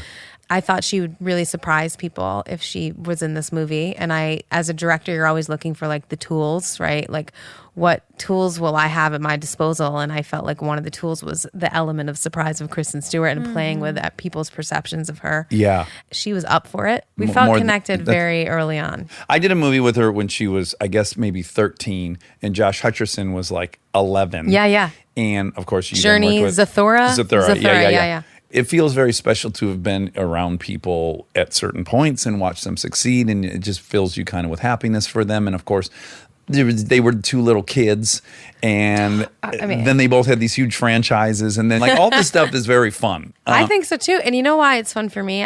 I like going to like the Hollywood parties, you know, the Vanity Fair party and stuff, and you look around but when I first started going, I'd be like, wow, oh my God, you know, Steve Martin and like, everybody.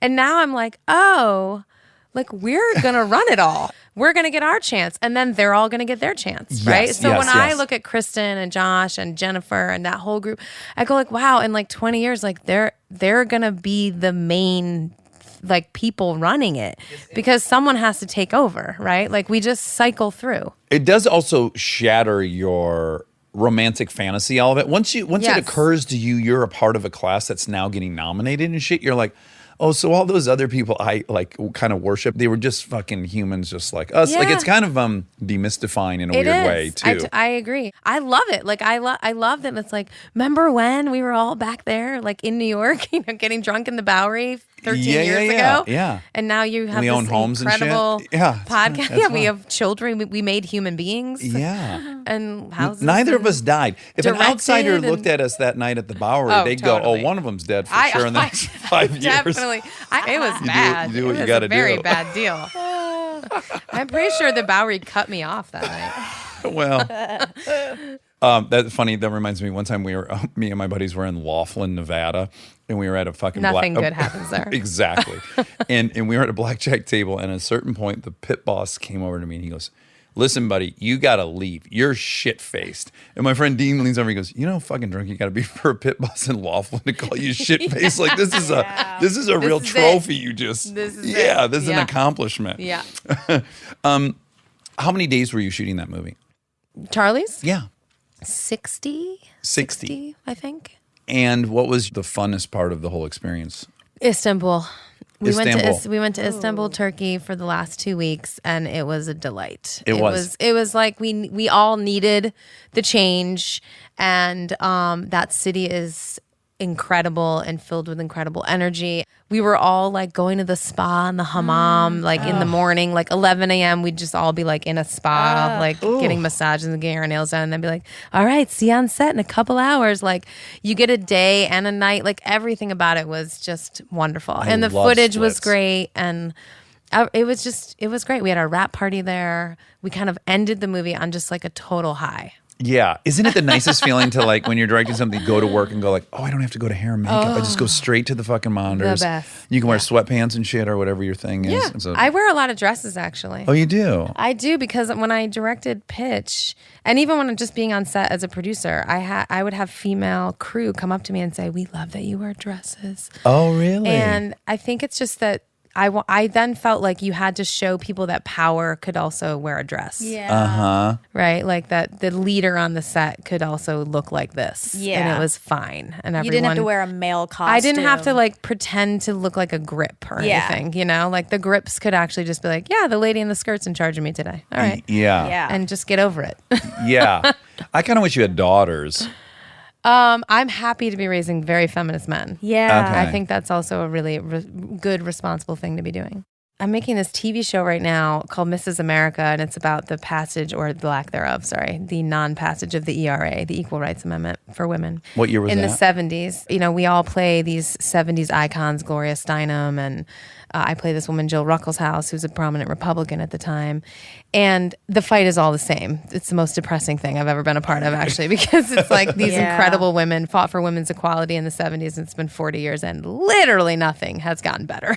I mean, it's like we're a little bit better. Yeah. It's a little bit better. A little The bit. pay It's a little bit gap's better. smaller, but The you pay probably gap have is less smaller. reproductive rights than you It is do. shocking, actually. Yeah. The sort of pullback of like so much of it. Yeah. Well, the thing people underestimate, right, is that this was I heard this from someone else. This isn't my idea, but they were talking about one of the like really confusing aspects of Hillary. There was some expectation that, wow, 50% of the country is female, she'll probably get the whole female vote, right? And someone was trying to explain, well, why wouldn't women have voted for her?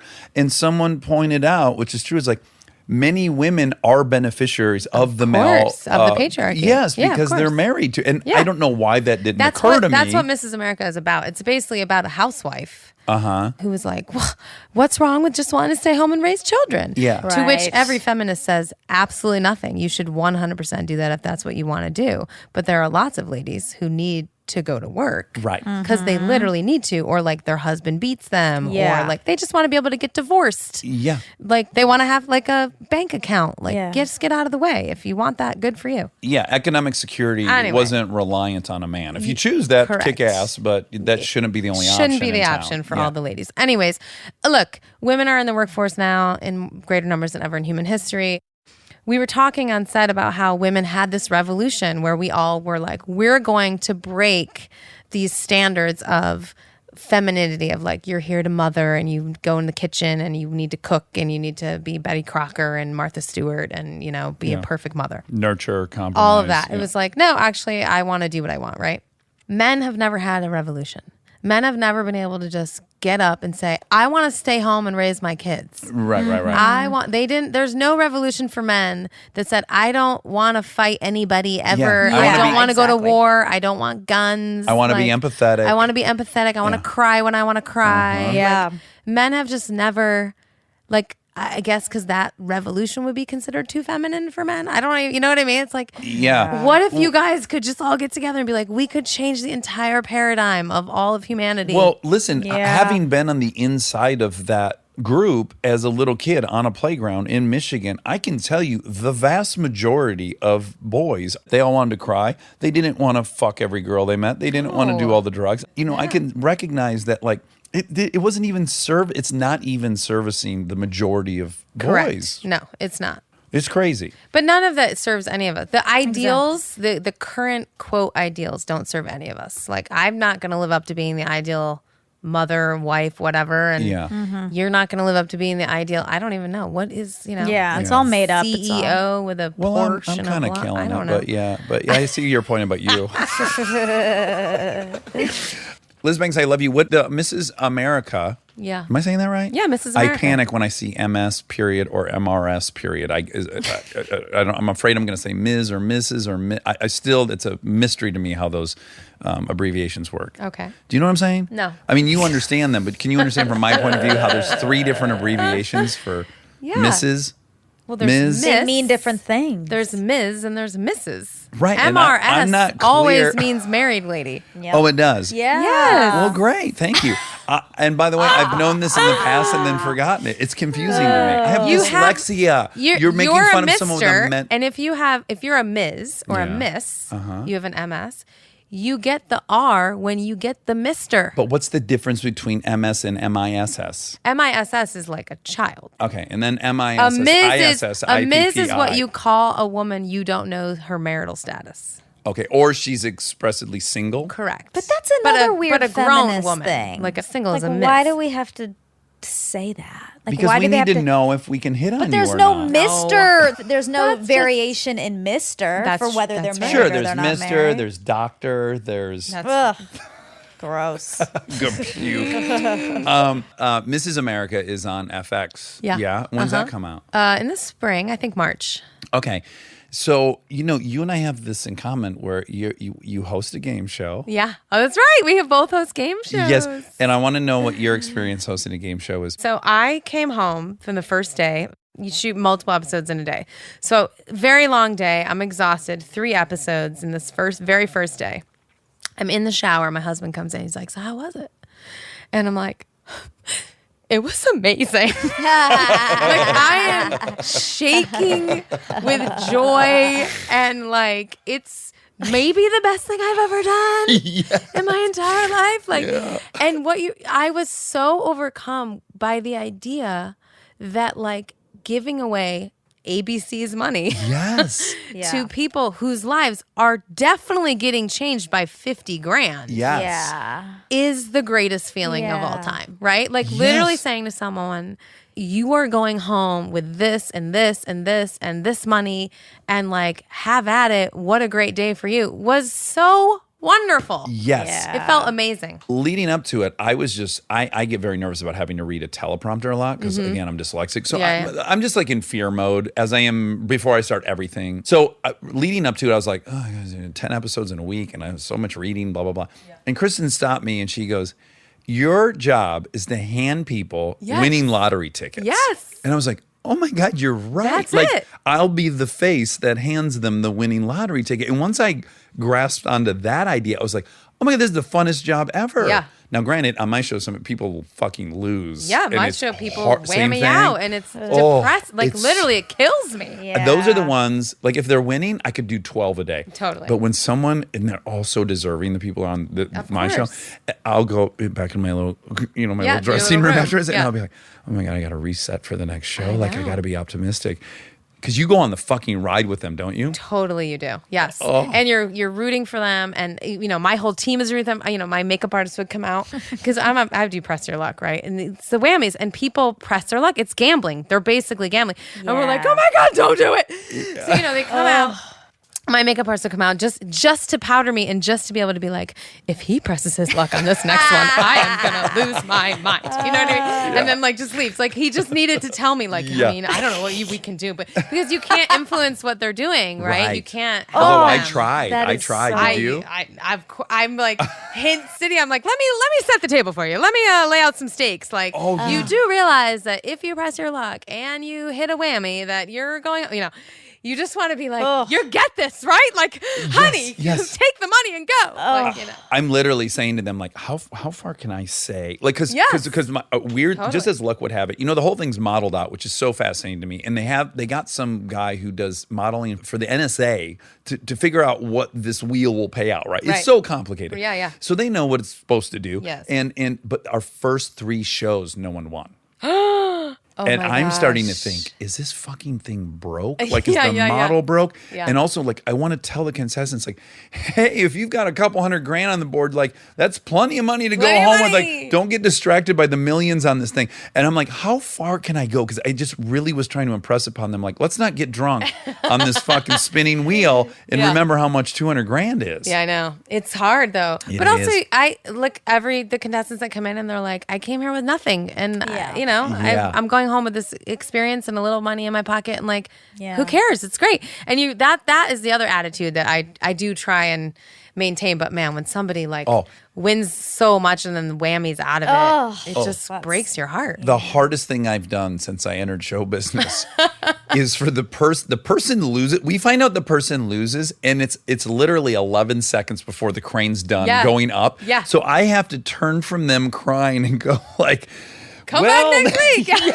I know. It's insane. Well, your hopes and dreams are dashed and you're crying. I'm literally wiping tears off your face. But hey, tune in next week where maybe somebody won't want to kill themselves at the end of it. It's incredible. It's a very Yeah. surreal experience. It is. Well, Liz Banks, Hi. I've loved you since the day I saw you at Coffee Bean and Tea Leaf on some Sunset 15 Boulevard. years ago. Yeah. And, I'm so glad you said hello to me that day. Yeah, me too.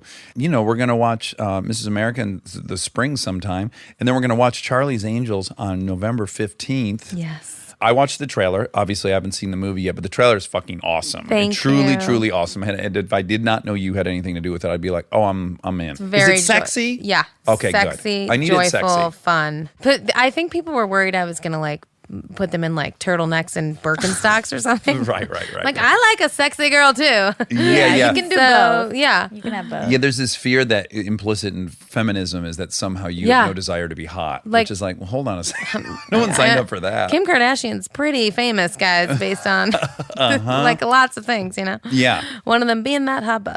All right, so we're going to see that. We're going to see Charlie's Angels on Yeah. November 15th. We're also celebrating 27 years with Max. Again, you act like it's nothing. Yeah. I think it's No, it's incredibly greatest thing impressive. I've ever done with my life. 100%. And he's a sweetheart, and we love him, and we love everyone involved. So thank you so much for coming. Thank you guys.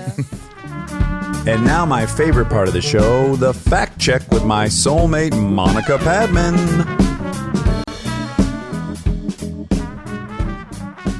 Guys, welcome to another satellite fact check. Field trip.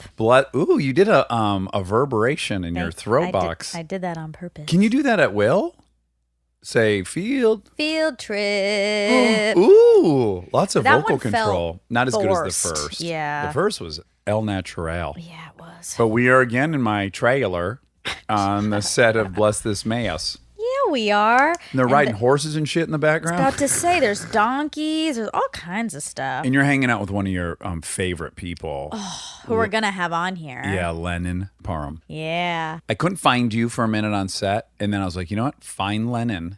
And I found you two, of course, just... Do you think we're soulmates? I do think there's a big connection. Not just the Georgia and the UCB, but I think there's a very similar thing happening. I like her so much. Yeah, me too. I hope there's a similar thing happening because that's a big, big compliment to me. There's a big time similar thing happening. Well, Yeah. thank you. If people don't know her, They're stupid. they're very stupid. And No, they I shouldn't- didn't know much of her until I Yeah. started working with her. And I was like, oh my goodness, she's phenomenal. And she's had her own show twice. One ran for 3 years. Playing House, which was Playing so good. It is Yeah. such a good show. I just said, yeah, I don't know. But I'm really excited to watch it now that I know her because she's so funny. She is, yeah. Anyways, So that was an ad for Lennon. that was our first ever human ad. We are supported by Lennon Parham. You didn't have a cookie. I grabbed 3 cookies for you. It's because I'm still eating lunch. You'll never Finish? get into the cookie mid-lunch and then resume? You will. Well, yesterday I had a cookie for breakfast and I regretted it. You did. I really regretted it, which I never do. I never It's- regret. Right. I'm #no regrets. Always. But we were going to Houston's. Oh. We have a secret project in the works, and Yes. Wobby Wob, myself, and a secret person were at Houston's. Planning the Yes. future Armchair Umbrella product. Exactly. Can I just hit people with the theme song tonally, not the words? Okay, sure. Dun dun dun dun dun. Dun dun dun dun dun dun. Dun dun dun dun dun dun dun dun. Yeah, it might change a little bit. No, well, that's going to be the music because I've never been more in love with some music that Bob's made. So anyway, I knew I was going to Houston, so I was not going to eat. Right, you wanted to go in there with an empty tummy. Yes, and then I succumbed to the cookie. What brand cookie? I don't know. They just were at the house. Just a random cookie on your counter or You know something? what? They tasted An like errant cookie? Yeah, it was pumpkin shaped, and so I fell for the festivity of it, Uh-huh. along with the taste. By the way, you just reminded me of something. What? You know how the thing that grosses me out the most in life is an errant hair, a stranger's hair. Because I assume the worst. Like if I see a hair somewhere, I will think that's from someone's asshole. Oh, you mean just like on the couch or something? On a counter, on a couch, at a restaurant. How are you friends with me? Well, I know it's your hair, and I don't mind it at all. Okay. And they're also 3 feet long, and they're not curly and gross and look like they came from your asshole lips. Oh, but sometimes they do. But I fucking went into the porta potty at work yesterday. Uh-oh. And I took a picture for you. You did? It is. Oh, God. Oh, it my is God. so fucking gross. Oh my God. Look at it. This is on the counter of the porta potty. Okay, the counter. And zoom in. Oh, Oh, doesn't it also look like my God. butt rain? It fell on that tissue. Oh, There's also like something brown dots. Okay, I got to tell people what. Okay, but if you're sensitive, I don't know how. Like I would want to post this, but on a hidden folder. Like, well, here's what we'll do. We got to pick an image that we're going to post that's nice. That's Okay. number 1 in the carousel. and then maybe we throw this in as a number 3. And then that's just number hidden. and people will know number 2 is the gross, and we'll say it in the subject. Okay. This is the gross. This is the Number picture. 2. So let's just do a benign photo of you, Rob, and I, maybe. Okay. And then picture 2 will be this photograph, which Okay, but it's not just the hair. Okay, so it's a paper towel, like a half paper towel, not even a full. It has stains on it. Like looks like water stains, but they're not water they're because they're brown. brown. And then there's two Can you believe how long, foul? gross, weirdo hairs. And they're very kinky. So I think they're pubic. They're secondary No. These are not pubic. I definitely think those are from someone's asshole. They're so long. Yeah. That's what makes it so incrementally grosser. Okay, I just got self-conscious Okay. because what if the person who left this listens? Fuck them. Put it in the if it's- trash what can, if you it's fucking Lennon? What if it's animal. Lennon and she No. forgot? I don't give a fuck who this is. You don't put a brown stained paper towel on a countertop, pull out two asshole hairs, set it on there right next to the sink, and then leave the porta potty. They left what kind on of animal? accident. No, they didn't. This whole thing is definitely. You think it was a trap to make you feel grossed out? What are those browns dribbles on this thing? ew, It is ew, so ew, gross. ew. Okay, we'll post it. God, Stop looking at it. I cannot stop looking. know, it's hard But you know to- what I did is I ended up cleaning this up, which is what I do. I've told you this. did? I fucking cleaned that up. I really commend you for doing that. I'll be honest. I wouldn't have done it. There's a second layer to that story. Okay. I grabbed it with a paper towel, went to throw it in the trash can. It fell out of the paper towel onto the ground. And I had like a real moral moment where I was like, well, now it's on the ground. It's not on the counter. I've kind of made it better. Yes. Is that enough? No, I bent down and picked it up off With your the fingers? floor. No, with another piece of paper Okay. towel. So a lot of paper towels, Yes. wasted in this process. Yeah. But look, I think it's really nice that you did that. I don't think I would have, although I have done it in the past, but really with only people who, like, if there's something gross at the house or something, Yeah. I'll do that. But I'm not like disgusted. That at least has the high probability that one of the two cute little kids made the grossness. Well, one of the people who made it is someone I love. Right. Out of whoever. But it definitely goes down, right? Like, so if you, let's say you walked into the bathroom and you saw a piece of used toilet paper with debris on the counter. Okay. And if you think it's me, you're like, Jesus, dude. If you think it's Kristen, you're like, my God. But if you think it's Lincoln or Delta, you're like, oh, they got to get better at this. But you're not repulsed. We give them a lot of leeway. I'll tell you, this is right? what would happen. If I saw it and I thought it was the kids, I would be annoyed. I'd be good. like, ugh, okay, that's fine. And then I'd do it. That would be Yeah. the whole process. Yeah. Now, if it was Kristen, this is a double standard. But she's your mom, and we're harshest on our parents. She's my mom, and I think I'd be the most grossed out if it was her. Well, can I guess why? Why? I would imagine you'd be like, oh, she was so preoccupied doing whatever thing she was doing, Yeah. and she just left it because For somebody else to deal with. Yes. Yeah. And if I was you, I know you would never, ever, you'd be so embarrassed by that. I would. And then I would feel like, oh my God, I got to get rid of this so he doesn't see it and doesn't feel know. embarrassed. Yeah. That's nice of you. And you're right. You know, Kristen wouldn't be embarrassed. No. That's part of her awesome charm. The way we've Yes. talked about many times. She will be naked in front of total strangers. First time people come over to the house Yeah. to like help Boys, her get her girls, ready doesn't for matter. some event. There's a new designer there, whatever the fuck, and she's just bare naked, Yeah. flopping around, doesn't Yeah, care. doesn't It's care at so admirable. It is. I'm very jealous of her self-esteem in that regard. Yeah. Although it's under a different light if I'm doing it, right? It's immediately predatorial. Well, yeah, you can't do it. Yeah. She's like a small girl. Dude, Like, if you look at a naked woman doing that, you're like, oh, so confident. You look at me doing it, and you're like, this fucking pervert. Oh my God, how aggressive. Yeah. He's walking around with his elephant trunk swinging around. Dang. It's great. I love it. It's great. It's one of my favorite parts of her. It's just Yeah. like, how could you do it? yeah. Yeah. It's your anniversary. Happy anniversary. Now, I'm a little confused on this, right? Because first, Grandma, who always tells us every year that it's our anniversary, Mm-hmm. she texted, it's your anniversary. And I wrote back, are you sure? And then Oh. she wrote back, it's tomorrow. So I'm not sure. So maybe it's today or maybe Did you it's think tomorrow. it was tomorrow? Is that why you said, are you sure? I have no idea when it is, but Right. I don't even know why I said, are you sure? I think know- I didn't know what else to say back. You know, we could easily find out How? because you did it at the courthouse. Like, there's got to be records. Well, that and that was before I started missing days in my journal too. So I definitely, I hadn't missed a day at that point. So I could go back in my journals. But we maybe- could also figure out too when Doma passed, and I think it was the following Tuesday. Oh, okay. Yeah. For neither of us, that does not feel like our anniversary. Okay. For the primary reason being, we were engaged at that point for like 2 years. To me, we got married when I asked her to marry me and I gave her the ring. But then we waited for DOMA to get struck down. Right. We were protesting. Yeah. And so we would have been married way earlier. Okay. Does that make sense? I mean, yes, but you weren't. Like, people are engaged for a long time, but that's not their anniversary Yeah, for me, the big moment. leap was proposing Sure. to marry her. 'Cause Yeah. to me, there's no coming back from that. To me, that was the declaration, and that's that. Yeah. Well, and also you guys didn't have like a big wedding or anything. No.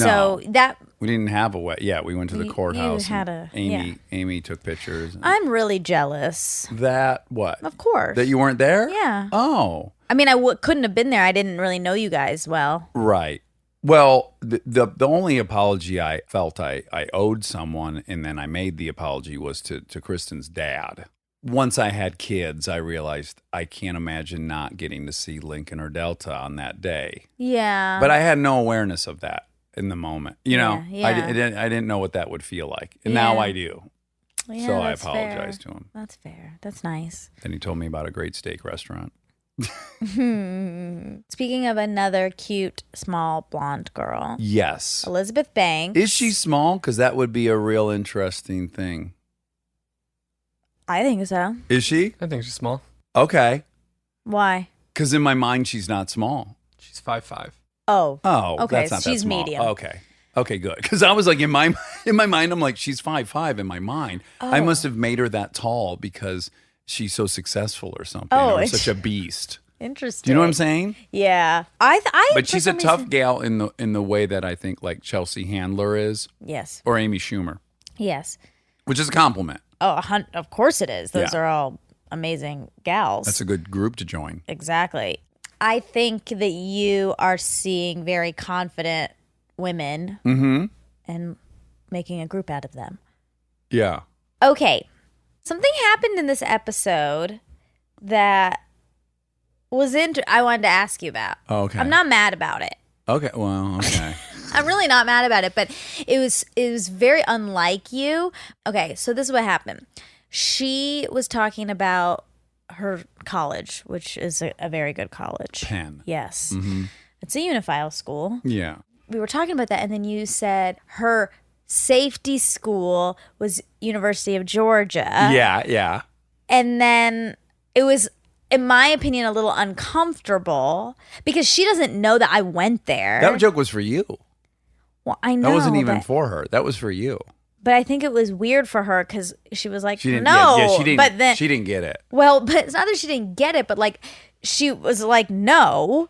Right. But then I was like, I went there, like, and then she had to be like, oh, it's a good school too. Like, Right. yikes! It just, I thought it was not great. Sure. Yeah, she didn't have any of the prerequisite knowledge. But No. I was making a joke for your sake. I know, but what? Don't you think That that's it's a funny bad joke? school? Yes, I do the same thing to Kristen about NYU, and I expect you to do it about UCLA. Okay. because it's not a uniphile school. No, it's not. But that's No. why it's not really a good joke. No, it is a great joke. because If it was like Harvard, was your backup? that's a funny joke. kind of low hanging fruit, though. No, but University of Georgia is low hanging fruit because It's really a good joke because she has no idea you went there. So it's really a joke for you and I.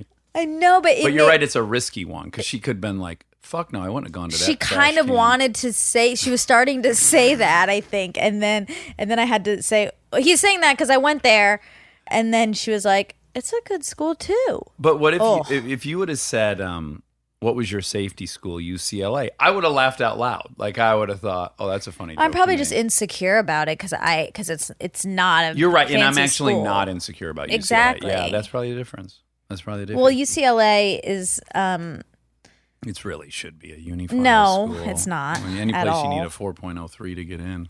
well, look, Tell me. it's very hard to get into Georgia in state now because of the Hope Scholarship. Oh, okay. Because you get free tuition, so Yeah. everyone stays. So cool. Retains a lot of high quality peeps like me. Yeah. Yeah. It's very cool. Anyway, okay. Well, now we know. Okay. You were just trying to belittle me. That's what No, I I was trying to thought. make you laugh.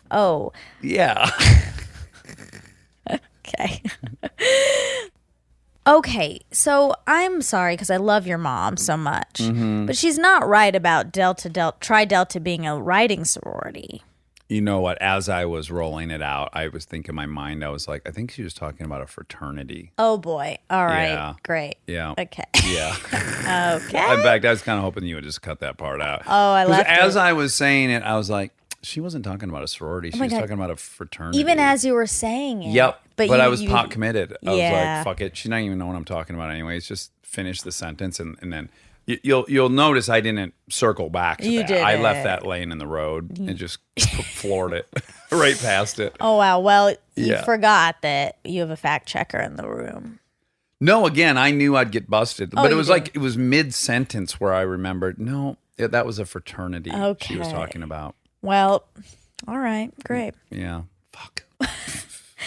Is the Wet Hot documentary on Netflix? No. It's not? No. There are other places you can see it, but you can't see it on Netflix. I think, I totally believe you. I imagine when they relaunched the show version, that they probably licensed that They thing probably for a did. minute because we did see it on there. I'm sure it was on Netflix. It's just not there It's anymore. just not there anymore. Just like that's going to I happen heard with Friends. I heard Parenthood's gone. Did you hear It that? is? Yes. I've been getting tons of tweets No. from people going, what the fuck? Oh, it probably just got too expensive for them to. License? Yeah, that's happening with Friends too. Ah. Oh my God. This is so exciting. Okay. I was invited to some Friends Las Vegas trip event. Wait, what? Friends theme. What do you? Oh, your friends are having a No, Friends no, thing. no. But from Warner Brothers.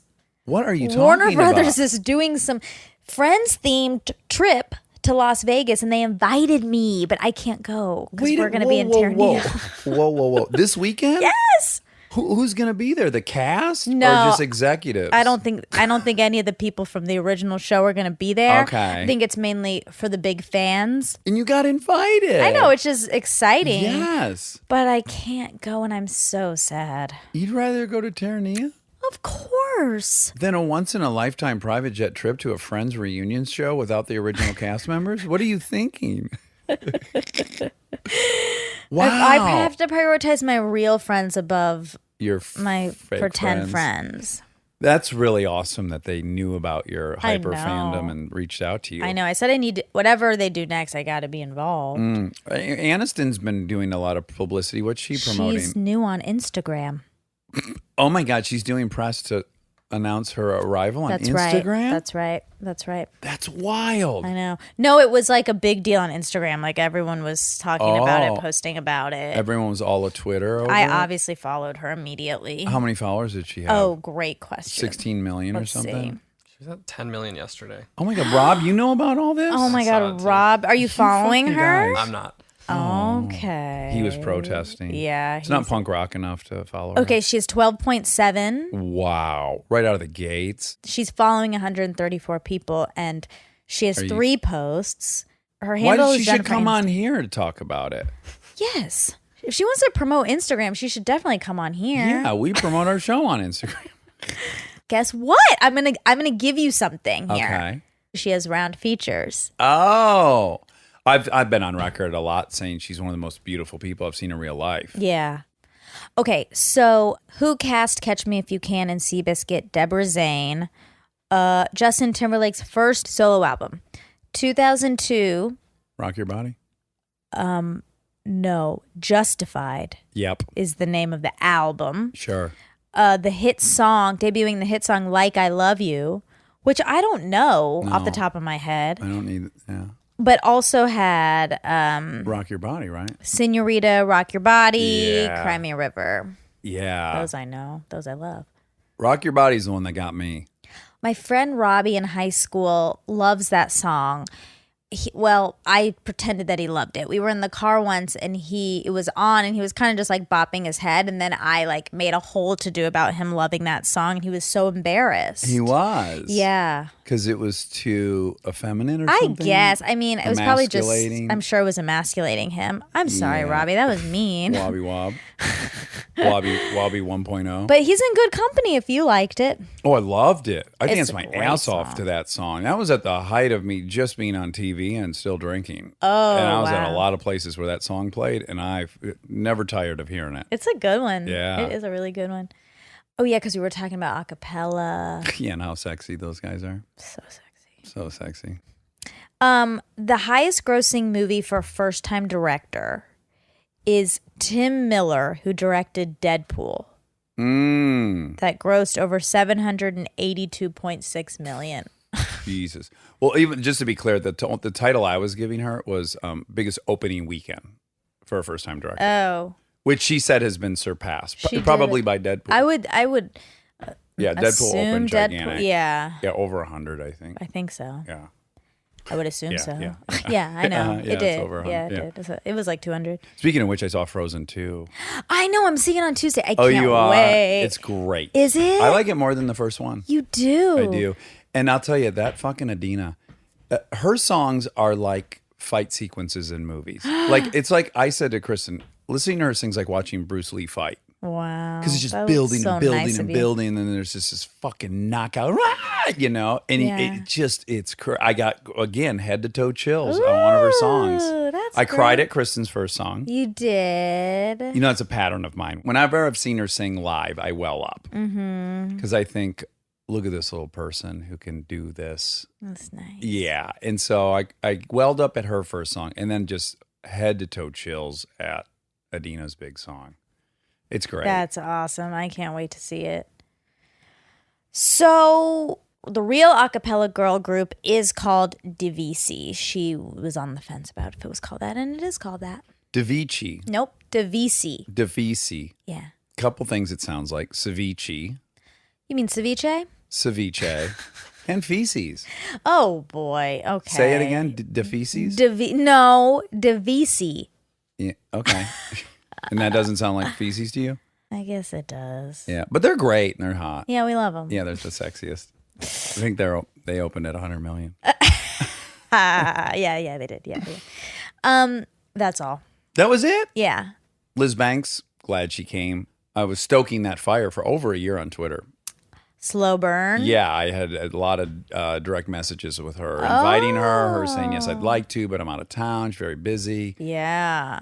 And so I like when those the long games pay off. Kind of fun. Yeah, when they pan out. Yeah. it's You've worked nice. it. You know, you've worked all the leads. Yeah. Feels good. Yeah. Are we hurt that Stern was in town and did Kimmel and he did Bill Maher and he was not an Armchair Expert? I mean, I'm not hurt. Yeah. I understand if you are. I'm not hurt, but boy, would it have been But nice. we didn't get a direct connection to him. Like well, in truth, I didn't ask. that's what I'm saying. That's what I'm saying. Yeah. Well, that ship Next sailed. time. Next time. Yeah, next time. Next time. I love you. I love you.